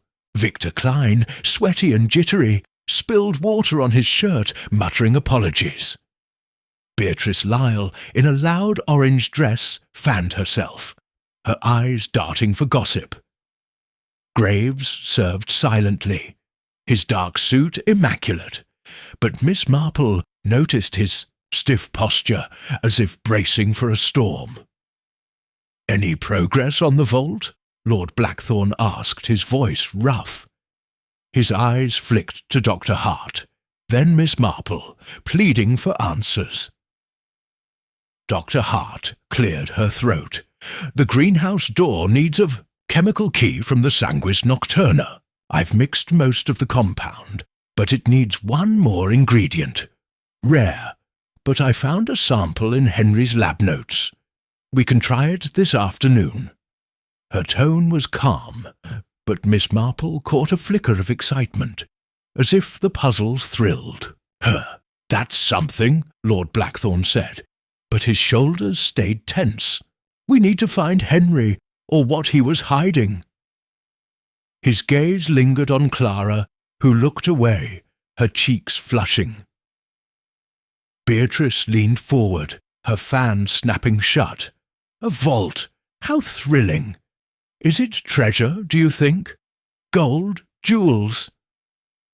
Her laugh was loud, but her eyes were sharp, probing. Victor shook his head, his voice shrill. "It's not treasure, it's trouble. We're poking into things we shouldn't." He wiped his brow, his handkerchief damp, and Miss Marple noted his trembling hands. He was scared, but of what? Rumours, or something he'd seen. Clara spoke, softly, barely audible. Uncle Henry wouldn't hide treasure. He cared about knowledge. Her words trailed off, and Miss Marple saw her fingers tighten on the napkin, tearing it slightly. Clara knew more than she said, but fear held her back. Miss Marple sipped her tea, her knitting needles clicking in her lap. "Knowledge can be dangerous," she said, her voice gentle but pointed, "especially if someone wants it hidden." Her eyes swept the table, catching Graves's quick glance before he looked away. The butler was always there, silent but watching, like a shadow with secrets. After lunch, Dr. Hart led the group to the greenhouse, her notebook in hand. The path was muddy, the air damp with the storm's aftermath. Miss Marple, walked beside Clara, noting the girl's nervous steps. "Are you all right, dear?" she asked, her tone kind. Clara nodded too quickly. "Just tired. This place, it's heavy." Her eyes darted to the cliffs, and Miss Marple remembered the silk scrap found near the well. Clara was hiding something, but now wasn't the time to press. The greenhouse stood in its clearing, its cracked glass roof glinting dully. Shards from the morning's crash littered the ground, and the iron door loomed, its crest gleaming. Dr. Hart knelt by a workbench inside, mixing liquids in a small vial. The air smelled of earth and chemicals, sharp and biting. "This is it," she said, holding up the vial, its contents glowing faintly green. "The compound should unlock the door." Lord Blackthorne frowned. "Should? You're not sure?" "It's science," Dr. Hart snapped. "There's always a chance it won't work." Her tone softened, but Miss Marple saw her grip tighten on the vial, as if it held more than just a chemical. Graves stood by the door, his face blank. "Shall I fetch tools in case it fails?" he asked, his voice flat. Miss Marple watched, him remembering the mud on his boots, matching the conservatory's footprints. He was too quick to offer help, too calm in a crisis. "No need," Dr. Hart said. She poured the compound into a slot beneath the crest, and the group held their breath. A soft click echoed, followed by a low grind. The door shuddered, then swung open, revealing a dark chamber. Dust swirled in the faint light, and the air was stale, heavy with age. Miss Marple's heart quickened. This was the vault. She stepped forward, her knitting bag over her shoulder, and peered inside. The chamber was small, its stone walls bare, except for a wooden box on a pedestal. Beside it lay a folded letter, its paper yellowed. Lord Blackthorne pushed past, grabbing the letter with shaking hands. He read aloud, his voice hoarse. "If you read this, I am gone. The Blackthorne legacy is a lie. The truth lies within. Henry." He opened the box, revealing a rolled parchment, a map, hand-drawn, showing the manor's cliffs and a cave marked with an X, accessible only at low tide. "A cave," he murmured. "Henry was there." Beatrice gasped, her fan fluttering. "A secret cave! Oh, this is like a novel!" Her excitement was real. But Miss Marple saw her glance at Victor, who was pale, his eyes wide with fear. Dr. Hart examined the map, her fingers tracing the lines. "Low tide is tomorrow morning. We can go then." Her voice was steady, but Miss Marple caught a flicker of unease, as if the cave held more than answers. Clara clutched her arms, shivering. "It's dangerous," she whispered. "We shouldn't go." Her fear was raw, and Miss Marple wondered if she'd been to the cave, or knew what was there. Victor backed away, his voice rising. "This is madness. First the flower, now a cave. We'll die." He turned to run, but Graves stepped forward, blocking him. "Stay calm, Mr. Klein," the butler said, his tone cold. "Running won't help." His hand rested on Victor's shoulder, firm, almost threatening. Miss Marple's eyes narrowed. Graves was controlling, but why? Lord Blackthorne folded the map, his face set. "We go tomorrow. Henry deserves the truth." His words were firm, but his eyes were haunted, as if he feared what they'd find. As the group prepared to leave, Beatrice lingered by the pedestal, her fingers brushing the box. Suddenly, she gasped, clutching her throat. Her fan fell, and she collapsed, her orange dress pooling on the stone floor. Dr. Hart rushed to her, checking her pulse. "She's been poisoned," she said, her voice sharp. "Same chemical as the flower. On her tea, maybe." Miss Marple's mind raced. She'd seen Beatrice sip tea at lunch, served by Graves. The butler stood nearby now, his face blank, but his hands were clenched, knuckles white. She knelt beside Beatrice, smelling the faint bitter odour on her breath, same as the conservatory's poison. Someone had silenced Beatrice, but why? Had she seen something, or said too much? Lord Blackthorn's face was ashen. "Who did this?" he demanded, his voice breaking. He looked at each of them, his eyes lingering on Clara, who was trembling, tears in her eyes. Victor pointed at Graves. "It's him! He's always there, serving, watching." His accusation was wild, but Miss Marple saw Graves's jaw tighten, a crack in his calm. "Enough," Dr. Hart said, standing. "We need to get her to a doctor, but it's too late." She closed Beatrice's eyes, her hands steady, but her face pale. Miss Marple noted her calm. Too calm, perhaps, for a woman who'd just lost a companion. Graves stepped forward, his voice low. "I'll call the village doctor." He left quickly, his steps echoing. Miss Marple watched him go, her mind turning over the clues. The poison, the footprints, the thread from his suit. She was close to naming the killer, but the pieces weren't complete. The group returned to the manor. Shaken, Clara fled to her room. Victor slumped in the drawing room, and Lord Blackthorn locked the map in his study. Dr. Hart stayed in the greenhouse, claiming she needed to analyse the poison. Miss Marple sat by the fire, her knitting resuming its rhythm. She thought of Beatrice, whose gossip had been harmless, or so it seemed. Had she overheard a plan, or seen the masked figure? And why poison her now, just as the vault was opened? She pulled out her notebook, jotting, "Beatrice poisoned, same as flower."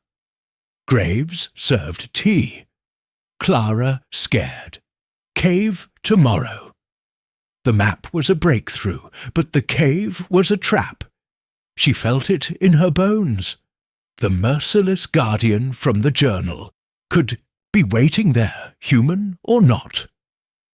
She thought of Graves, his cold eyes and muddy boots, and Clara, her lies about the garden.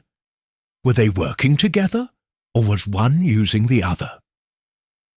Evening fell, the manor quieter, without Beatrice's chatter.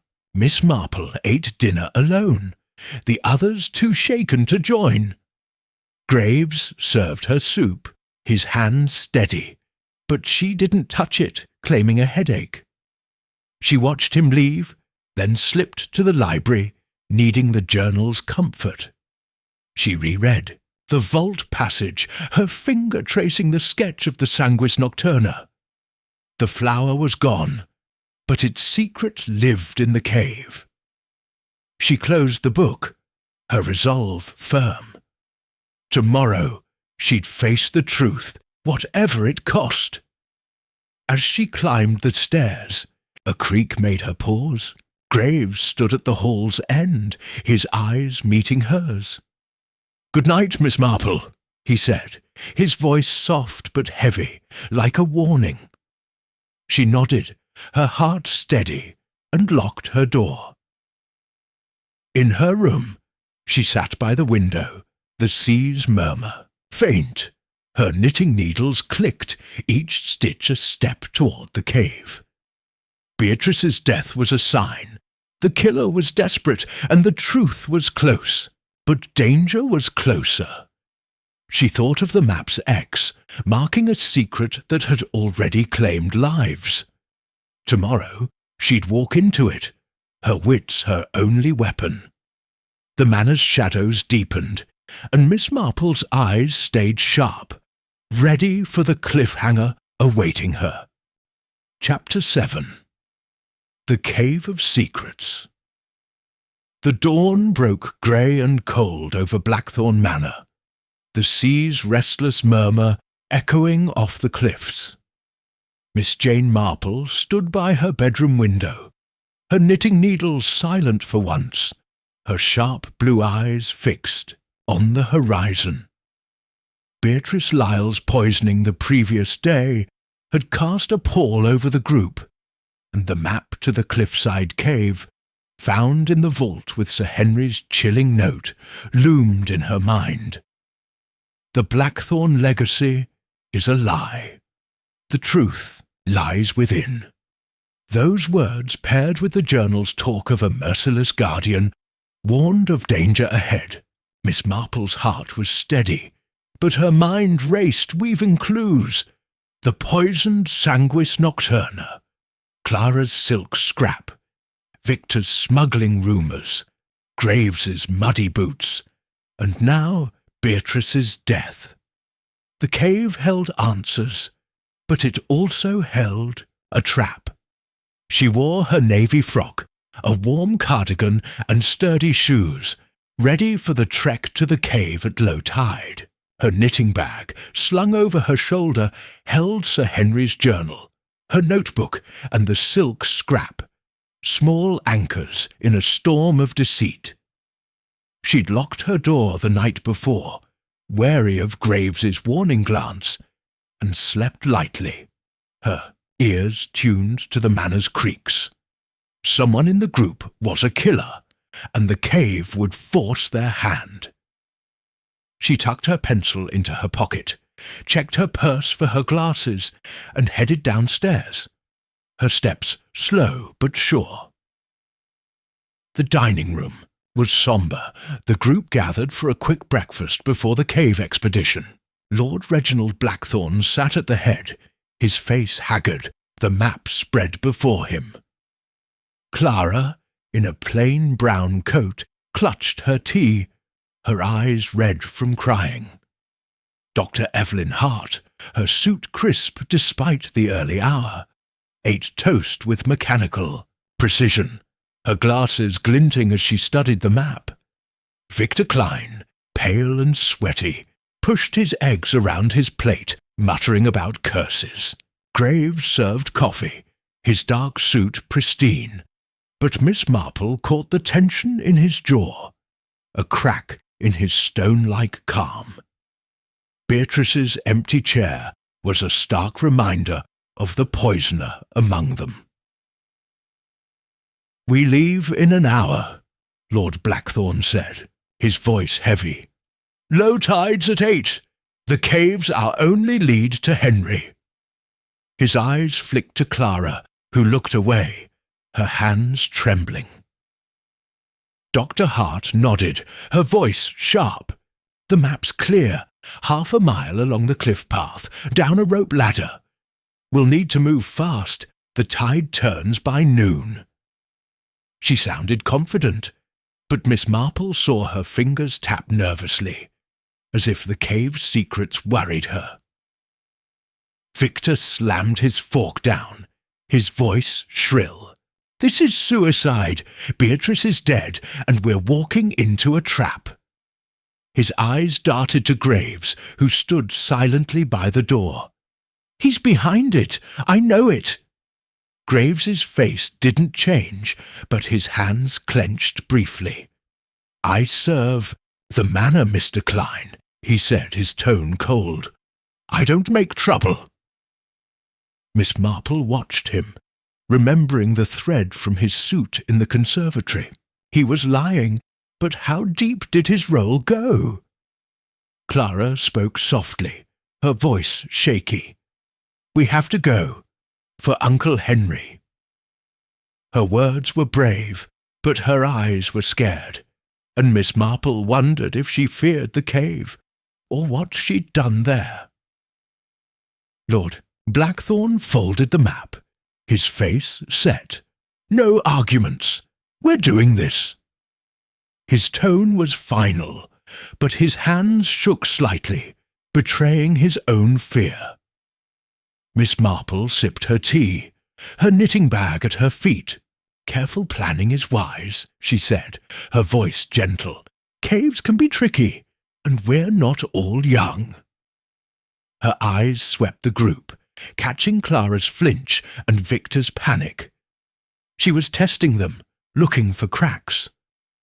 After breakfast, the group gathered in the entrance hall, bundled in coats against the chilly sea air. Lord Blackthorn carried a lantern, Dr. Hart a satchel of tools, and Graves a coil of rope, his face unreadable.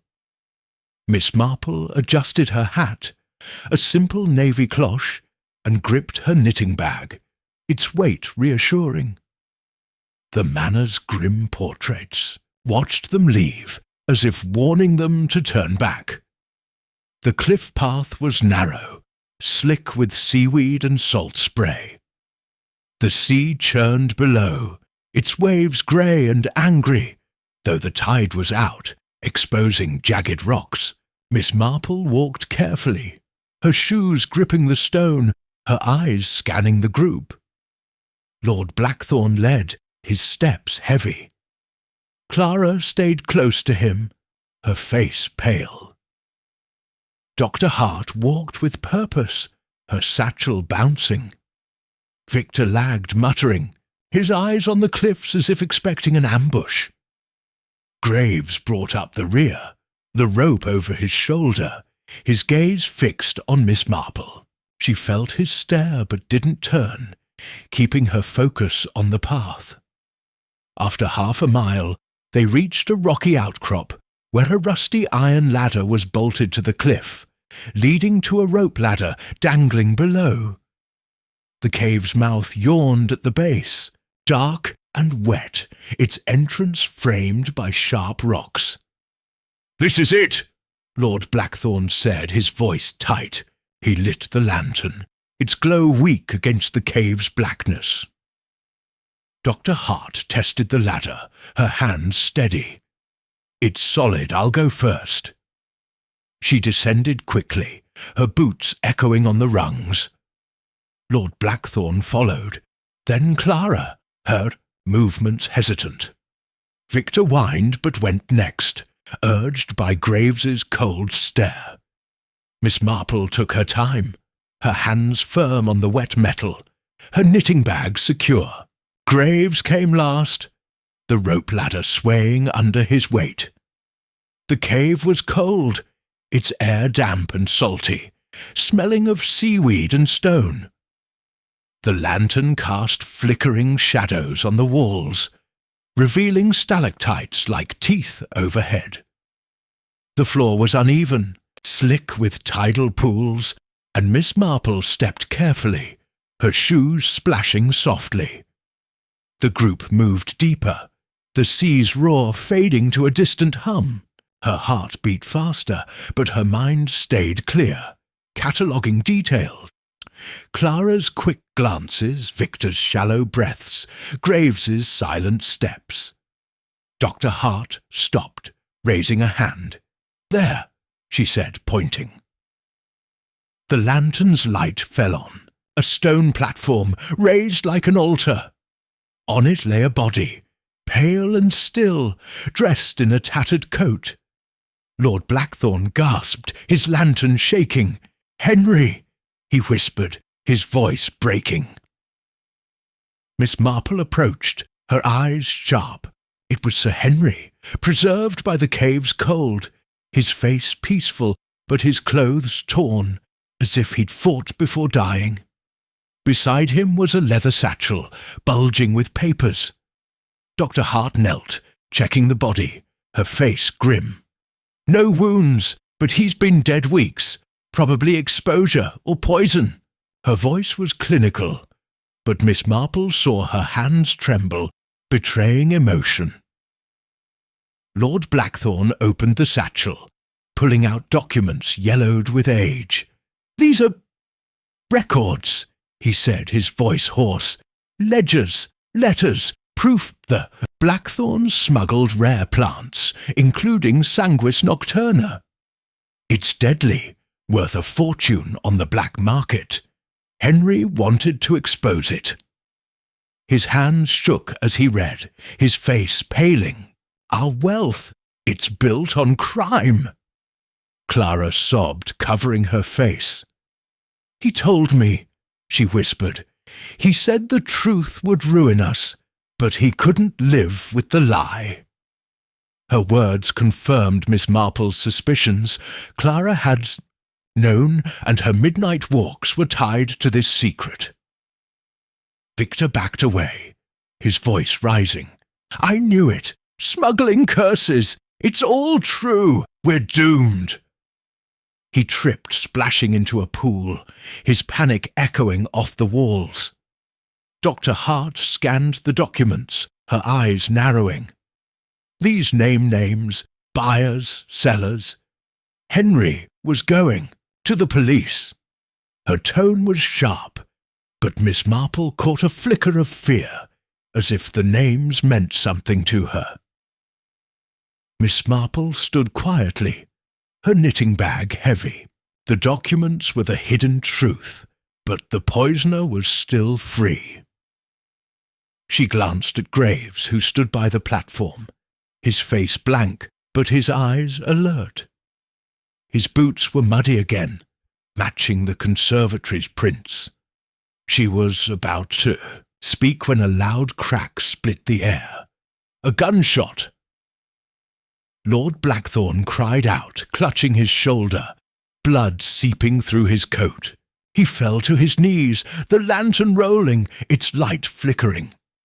Miss Marple spun, her eyes catching a masked figure in the cave's mouth, a pistol glinting. The figure was tall, cloaked, but the boots, black, polished, were Graves's. Before she could shout, Clara screamed, pointing, "It's him!" The figure fired again, the bullet grazing Victor's arm. He yelped, diving behind a rock. Dr. Hart dropped the documents, pulling Clara down. Miss Marple acted fast, her umbrella in, her knitting bag within reach. She swung it like a club, striking the figure's wrist. The pistol clattered to the ground, and the mask slipped, revealing Graves's cold face. "You?" Lord Blackthorn gasped, his voice weak. "Why?" Graves sneered, his calm shattered. "I'm Henry's son, his secret, born to a maid cast. Aside, the Blackthorns built their fortune on blood, and I'd burn it down." His voice was venom, his eyes wild. "Henry found me, promised to make it right, but he died before he could. I poisoned the flower, killed Beatrice. She saw me in the greenhouse. You're all in my way." Miss Marple's heart raced, but her voice was steady. "And Clara?" she asked, glancing at the girl, who was sobbing. "She helped," Graves spat. "Led Henry to the cave, thinking he'd hide. But she's weak, couldn't stomach the truth." Clara wailed, confirming her role, her lies about the garden now clear. Dr. Hart stood, her face hard. "You're done, Graves!" She lunged, grabbing his arm, but he shoved her back, reaching for the pistol. Miss Marple swung her umbrella again, hitting his knee. He stumbled, and Victor, surprising everyone, tackled him, pinning him down. "Hold him!" Lord Blackthorn shouted, struggling to stand, blood dripping. Dr. Hart tore her scarf, binding Graves's hands, while Clara curled up, crying. Miss Marple retrieved the pistol, holding it carefully, her hands steady despite her age. The cave fell silent, the sea's hum returning. Lord Blackthorn leaned against the platform, his face grey. "It's over," he said, his voice faint. "Henry's truth is out." But Miss Marple wasn't so sure. The documents were damning, but the poisoner's reach felt wider, and Clara's role was murky. She knelt by the satchel, her eyes scanning the papers. Names, dates, shipments, enough to ruin the Blackthorns and others. She glanced at Dr. Hart, whose calm during Beatrice's death now seemed suspicious. Was she tied to the smuggling, or just protecting her own secrets? Miss Marple tucked a ledger into her bag, her mind alert. "We need to get back," she said, her voice calm. "Lord Blackthorn needs a doctor, and Graves must face justice." The group nodded, shaken but relieved. Victor helped Lord Blackthorn. Dr. Hart carried the satchel, and Clara trailed, her face blank. Miss Marple led the way, the pistol in her bag, Graves's bound hands held by Dr. Hart. The climb up the ladder was slow, Lord Blackthorn wincing with each step. The tide was rising, waves licking the cave's mouth. Miss Marple's shoes slipped, but she held firm, her resolve stronger than the sea. At the cliff top, the manor loomed, its spires dark against the sky. As they neared the house, a new sound broke the air. Horses' hooves, distant but approaching. Miss Marple's heart skipped. She'd sent a telegram to the police from the village using a moment alone the day before, but she hadn't expected them so soon. Or was it someone else, tied to the smuggling ring? The group froze, Graves's eyes narrowing, as if he knew who was coming. Miss Marple gripped her knitting bag. "We must hurry," she said, her voice low. The truth was out, but the danger wasn't over. Someone was riding toward the manor, and the cave's secrets were about to explode. Chapter 8. The Final Confrontation. The grey dawn clung to Blackthorn Manor, its cliffs shrouded in mist as the sea growled below.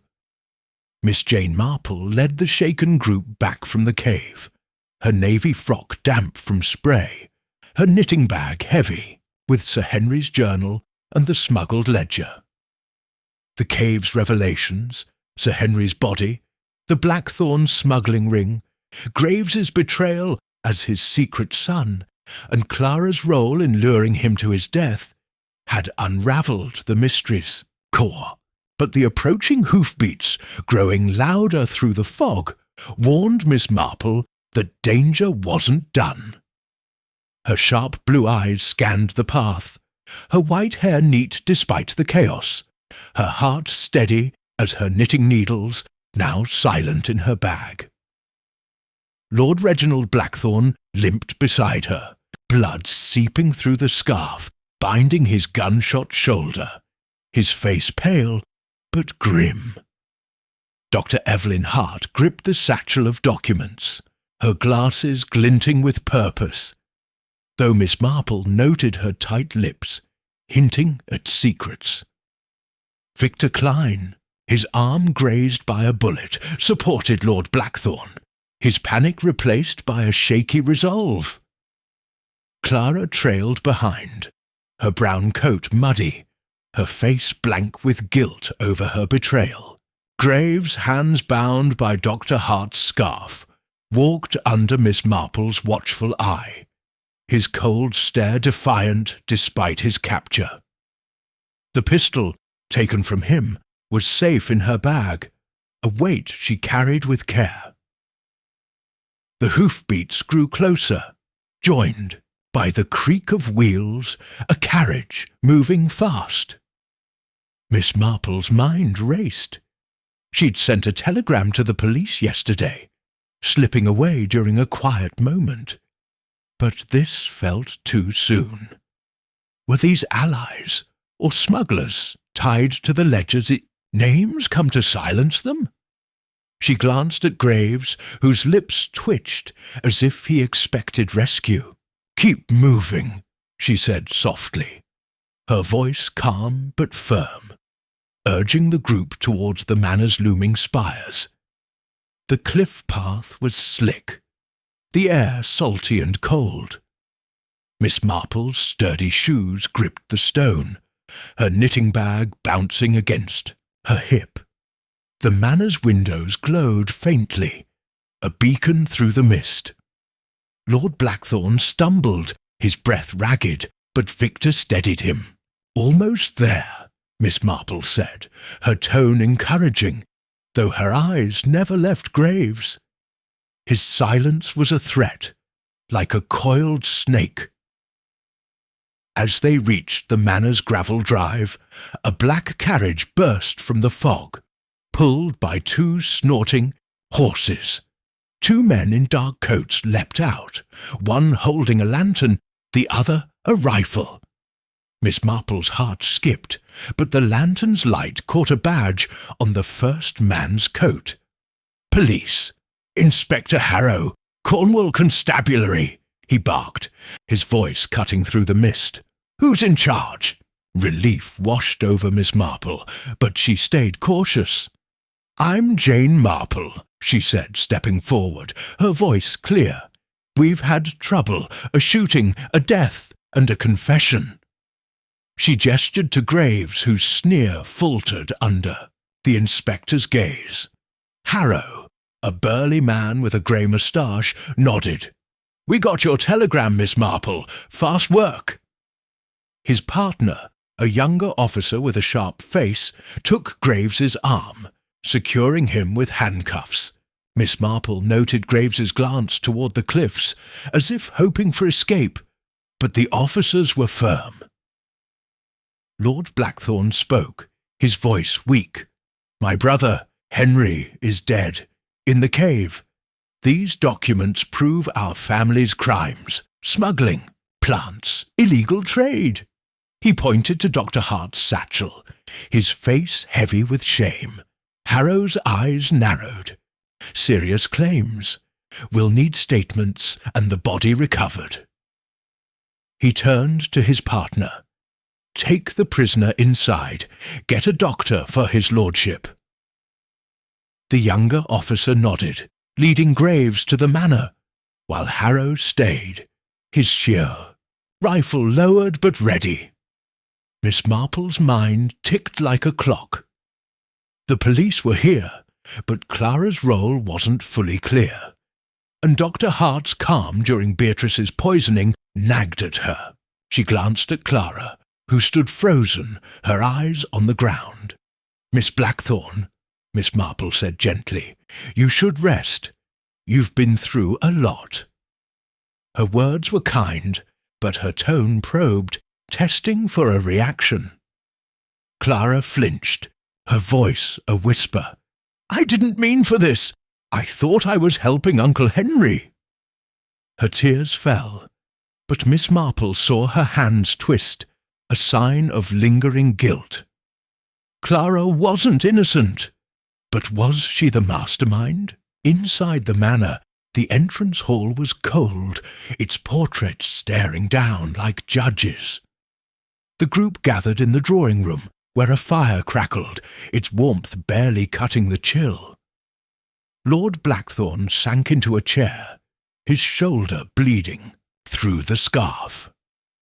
Dr. Hart set the satchel on a table, her movements precise, while Victor paced, his grazed arm bandaged by the young officer.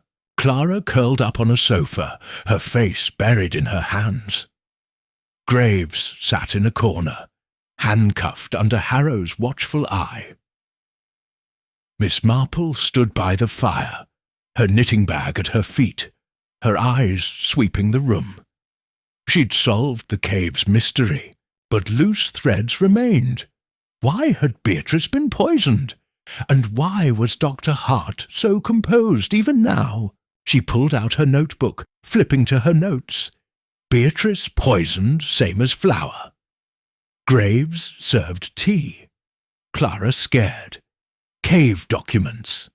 She added, Dr. Hart calm, too calm. Harrow spoke, his voice gruff. Miss Marple, you sent the telegram. Tell me everything." His lantern sat on the table, casting shadows that danced like ghosts. She nodded, her voice steady.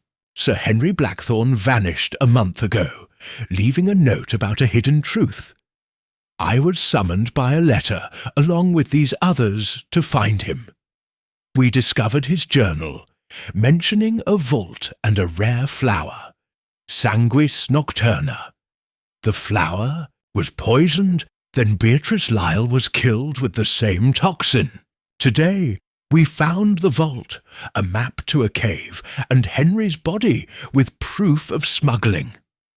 Graves confessed to the poisoning and shooting, claiming he's Henry's secret son, seeking revenge. Clara helped lure Henry to the cave. Harrow's moustache twitched. That's quite a tale. You've got evidence." Miss Marple gestured to the satchel.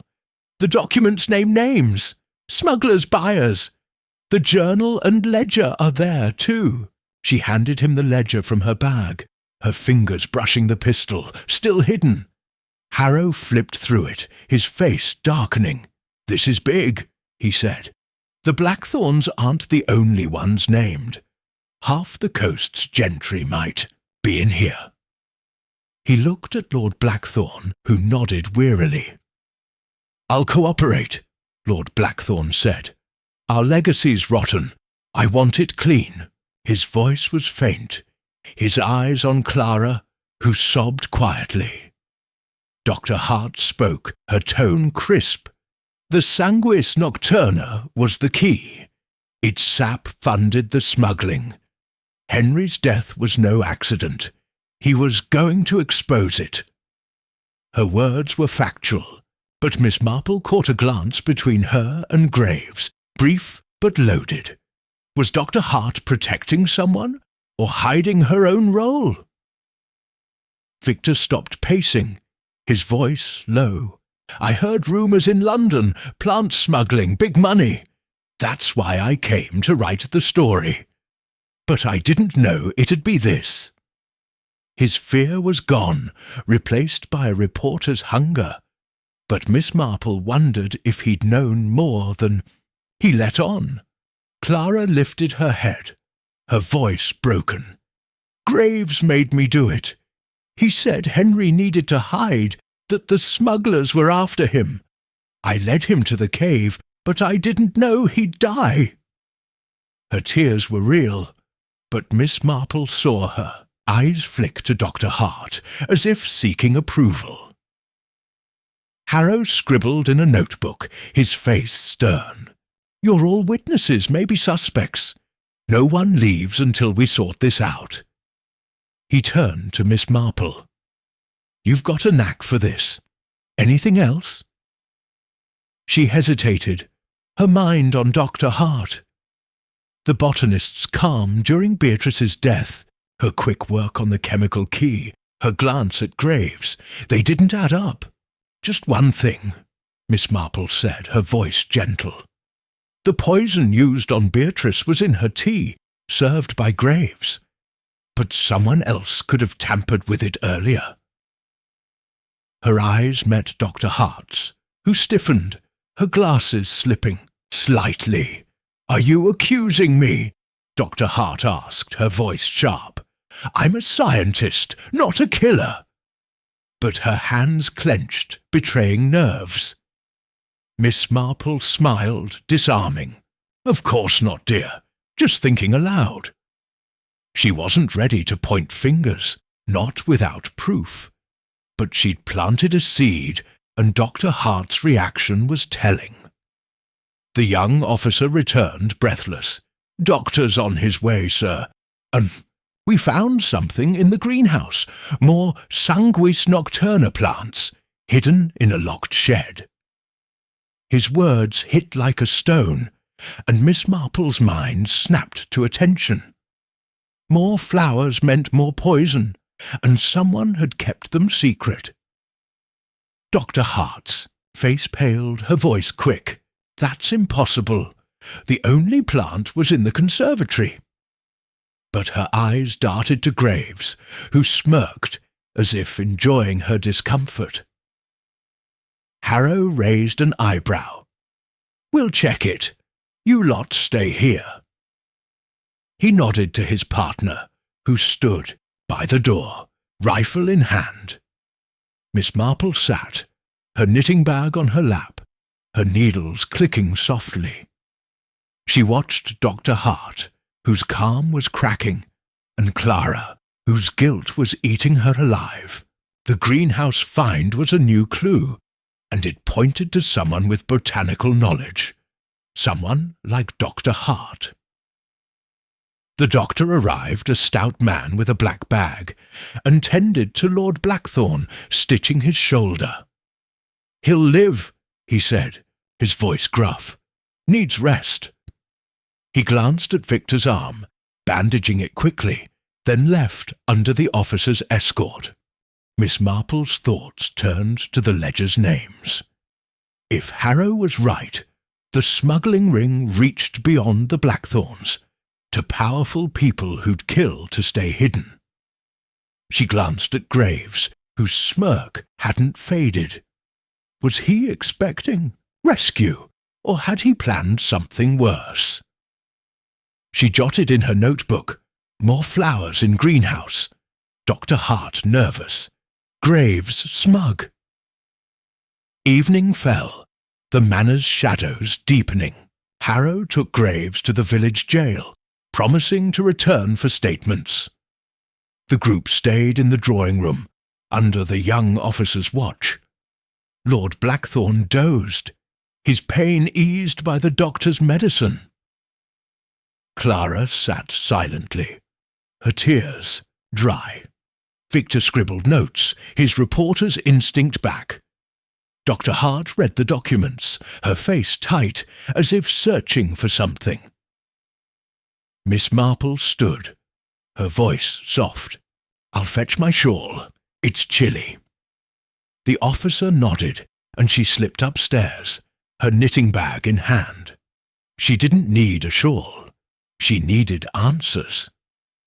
In her room, she locked the door and pulled out the journal, flipping to the Sanguis Nocturna sketch. A note in the margin caught her eye. Missed before. E.H. knows the sap's power. E.H. Evelyn Hart. Her heart quickened. Dr. Hart wasn't just a guest. She was tied to the smuggling. Perhaps a partner Henry trusted, then betrayed. She heard a creak outside her door, soft but deliberate. Her breath caught. Someone was there. She grabbed her umbrella, its handle solid, and stood by the door, listening. A key turned in the lock. Someone had a master key. The door opened and Dr. Hart stepped in, her face hard, a small vial in her hand, its green glow matching the poison. "Miss Marple," Dr. Hart said, her voice low. "You're too clever. I can't let you ruin everything." She raised the vial, ready to throw it, but Miss Marple was faster. She swung her umbrella, knocking the vial to the floor, where it shattered, its fumes rising. Dr. Hart lunged, but Miss Marple sidestepped, her age no match for her wits. She shouted, "Help!" Her voice piercing the manor's silence. The young officer burst in, tackling Dr. Hart, who struggled, her glasses falling. "She's part of it," Miss Marple said, pointing to the vial. "She worked with Graves, smuggling the flower's sap." The officer cuffed Dr. Hart, who glared, her calm gone. Downstairs, the group gathered stunned. Harrow returned, his face grim. "We found the shed, full of plants like you said. Hart's name's in the ledger too. She was Henry's partner, selling the sap." He looked at Miss Marple, impressed. "You've got a gift, miss." Lord Blackthorne woke, his voice weak. "I'll make this right. No more lies." He reached for Clara's hand, who nodded, her guilt easing. Victor scribbled, his story growing. Dr. Hart was led away, her head high despite her cuffs. Miss Marple sat by the fire, her knitting resuming its rhythm. The manor's secrets were out, the smuggling ring exposed, and the killers caught. She thought of St. Mary Mead, its quiet safety calling her home. Tomorrow she'd take the train, her suitcase packed, her mission done. But as she knitted, a final thought nagged her. The ledger named others, still free, perhaps watching. She glanced at the window, where the mist swirled, hiding the cliffs. The manor was quiet, but the world beyond wasn't. Her needles clicked, each stitch a promise to stay sharp, ready for the next mystery.